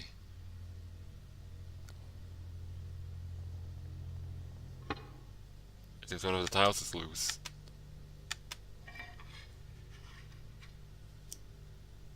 I'm gonna get it out with my bare hands, it's too heavy. Maybe with this? Bingo. There's something here, half buried in the soil under the tile. A crow with an eye in its beak. It is a long dead bird, just feathers and bones. It's holding something in its beak. A dirty and horribly deformed glass eye.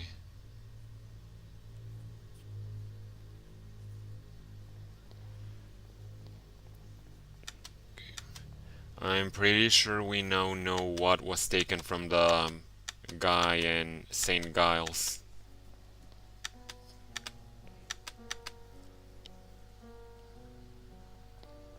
No. Room 108A, Alexander's cell. It was with bricks, like they were pretending it never existed. They didn't even try to disguise it. And I'm assuming Miss Gunn is here. It will come after us. The door is shut. It is eyeless, but not blind. Way to open it.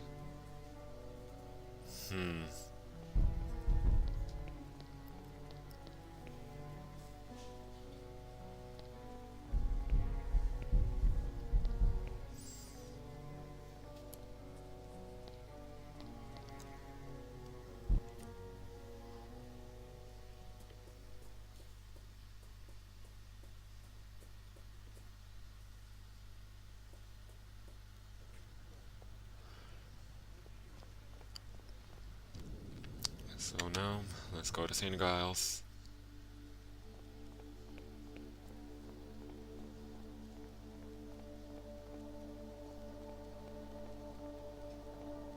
He's still here. So, here.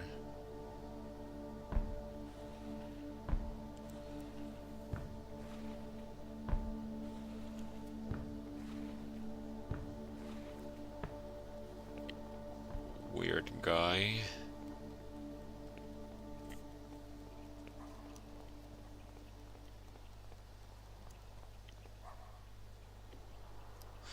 This must be the Crimson Nest. I've heard of such places where people lose their minds to opium shipped from the Orient. Never thought I would set foot in one.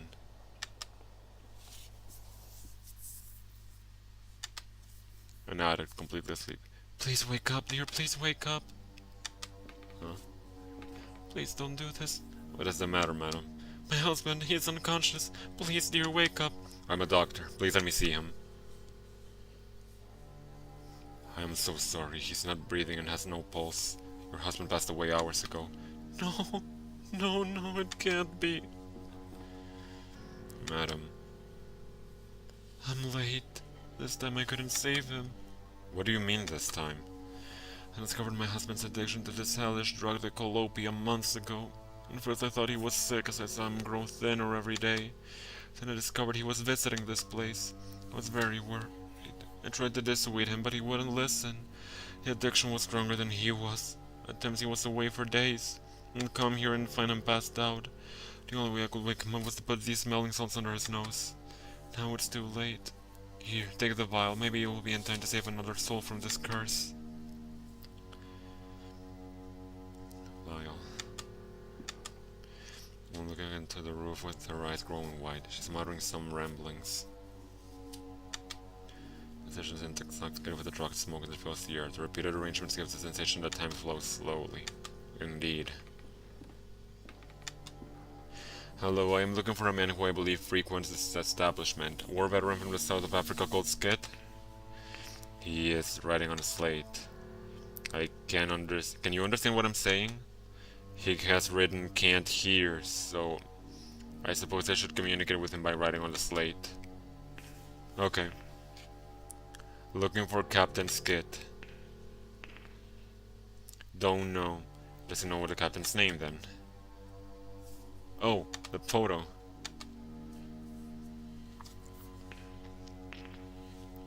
He has written something else. Object of value. What does he mean by that? The pendant.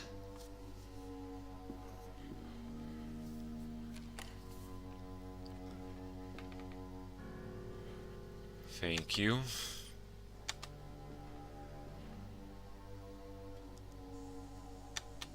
Chinese screen with floral ornament. That must be him.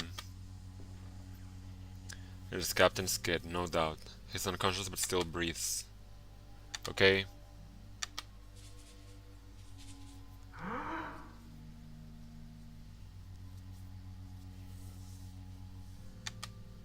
What's the matter? Who let you in? Get out! My name is Wakefield. I need to talk to you. Are you Captain Skid, Her Majesty's 6th Light Infantry? That title belongs to me no more. Who are you, and what do you want from me? Leave me alone with my misery. A soldier that used to serve under your command told me I might find you here. William Conghill. Yes, I remember him. We served together. I've made many mistakes trying to forget those years of my life. Now I am afraid those memories will follow me to my grave. I'm looking for information about a man called Alexander Dupre. I used to know a Dupre. He was not a man, but a fiend. What do you want with someone like him? There are certain secrets that are better left undisturbed. A patient of mine has disappeared. Alexander is the only one that may know his whereabouts. If it is true that Dupre is involved with your patient's disappearance, then I am afraid that matter is out of my reach. Yours too. Now please leave me alone. Have you ever heard the name Jeremiah Devitt? I must find him. Devitt. No, I have not. I found your medal. It was in a house on Paul Street, door 26. You were there, right? You think you know what you are doing, but you cannot imagine what you are getting into. I am asking you for the last time. Leave and forget this matter. I will not leave until I find the answers I am seeking. Tell me what I want to know. You fool. That's for the devil's sake. Alright, you want to ruin your life, you are free to do it. What really happened on Majuba Hill? Sergeant Conkle told me the story, but his details were confusing. I will never be able to forget that day. Nobody knew what really happened. Command decided that we must have been ambushed. Now I know better. There was something in that fog. Something that did not like us entering its domain. A sentinel of some sort. That thing is what killed my soldiers. 1 second.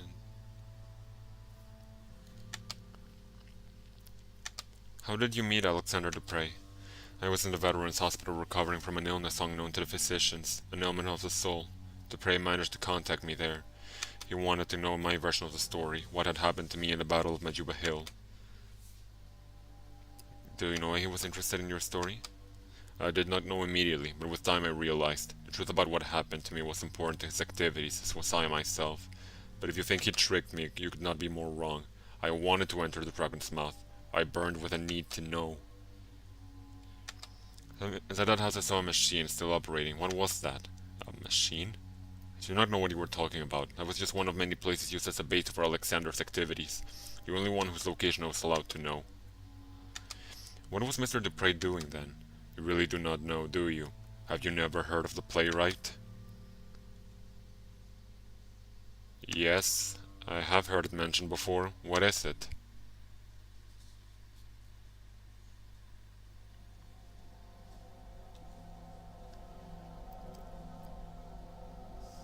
As I imagined, you know nothing. Dupre is not alone. He is but the peak of a pyramid, a vast group in which powerful people take part. A society acting in secret, ruled by a single sacred law. See that no one knows. Videte quis, sciat. As a part of it, Dupre himself recommended me.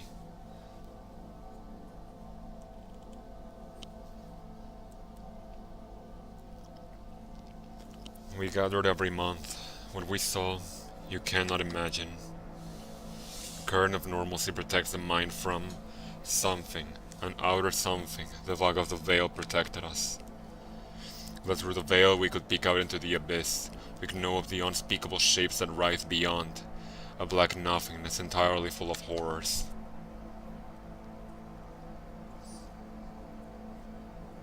We could never cross the threshold. What we saw was forbidden. Look at me, forbidden! I could not bear it anymore, so I ran.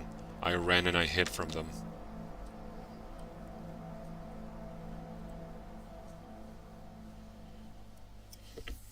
It was too late to run or to forget.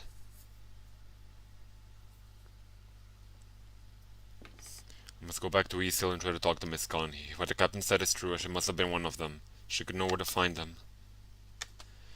Anyway, I guess we're going back to the asylum. A lot of back and forth in this place. This episode, I mean, but what?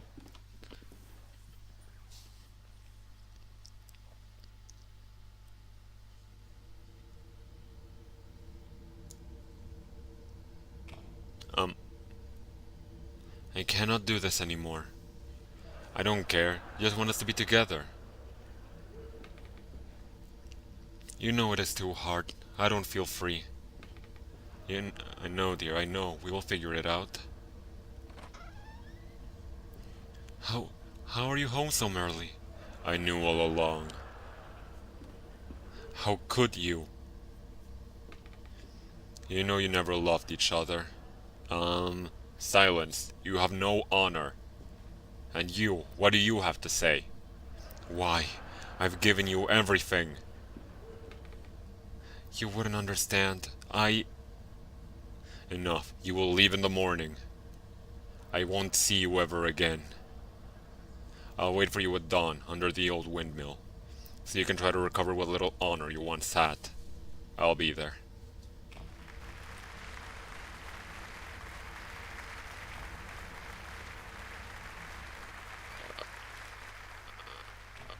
Okay.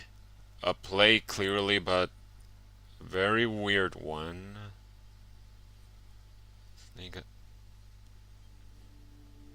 Oh great, now where are we? I must have fainted. What is this? Where am I? That? The door is shut for good and it has no knob, no keyhole even. An old piece of furniture. There are marks in the dust on the floor. It looks like the chair has been moved recently. Shifting the chair revealed a small dark hole in the wall. It is too dark to see inside. A matchbox. This could be useful.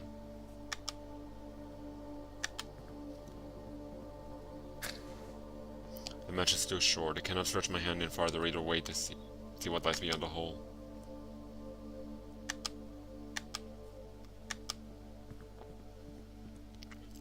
There's a blanket on the bed. Shit of a blanket. Maybe...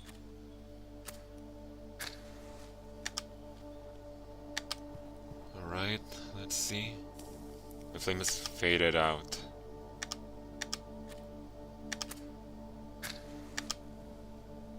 Would swear I saw a pair of feet in there. Who's there? We have met before. I cannot see you. Who are you? Do you not recognize my voice? No, I am sorry, I do not. Do you know what this place is? It is a starting point. The first place to look. But who are you? What are you doing there? Remember this. I will not be here forever. Darkness will light your way. Stay out of the light. Then I will disappear and you will be alone in the end. I don't understand. Tell me who you are. I can hear breathing behind the wall.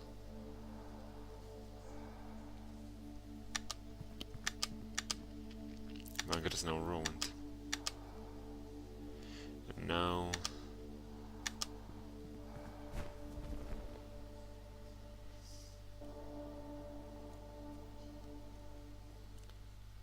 And now there's a hallway. Either a hallucination or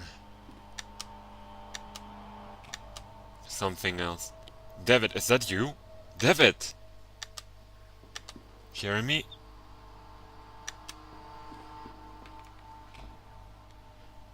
What?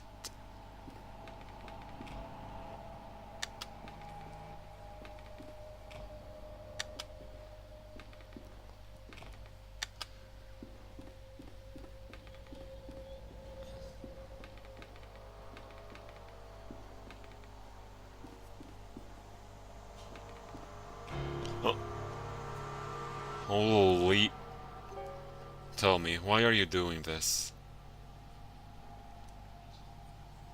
Is it because you care about your patients?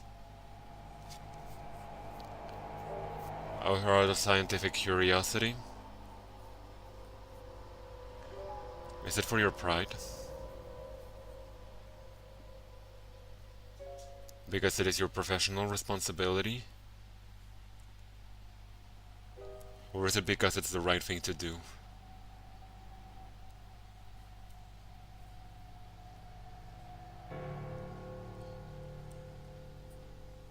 Why are you doing this?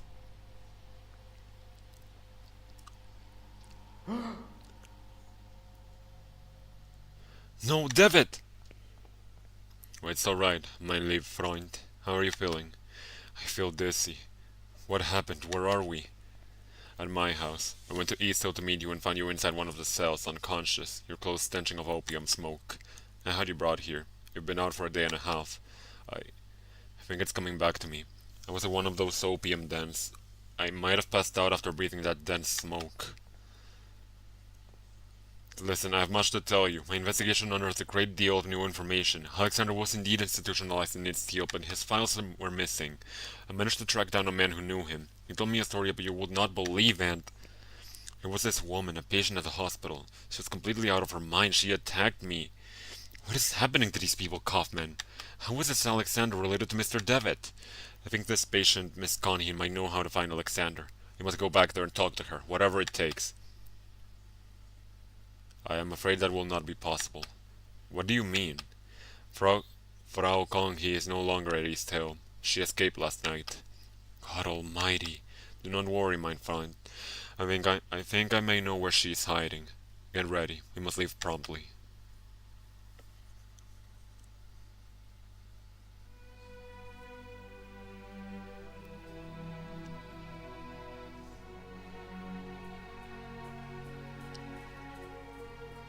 They are coming. They are letting him in. Now that the door has been opened, they are coming.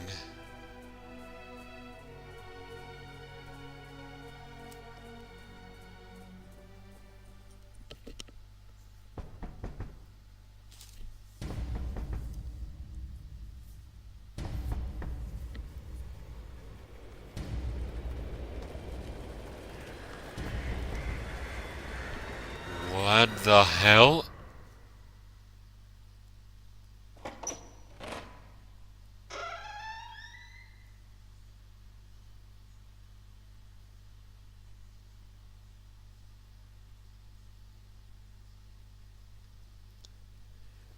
The adventure continues in episode 2. And that is what we'll be doing in the next stream. Now, because I was intending to save the entirety of season 2 for the last for the last weekend of October, I will not be continuing this tomorrow. We'll be waiting until the next weekend to continue this. So yeah, I hope you guys enjoyed the stream. If you did, leave a like. If you want to keep up to date with my future streams, feel free to subscribe. Doesn't even take a second out of your time. And I will be seeing you guys in the next stream. Bye.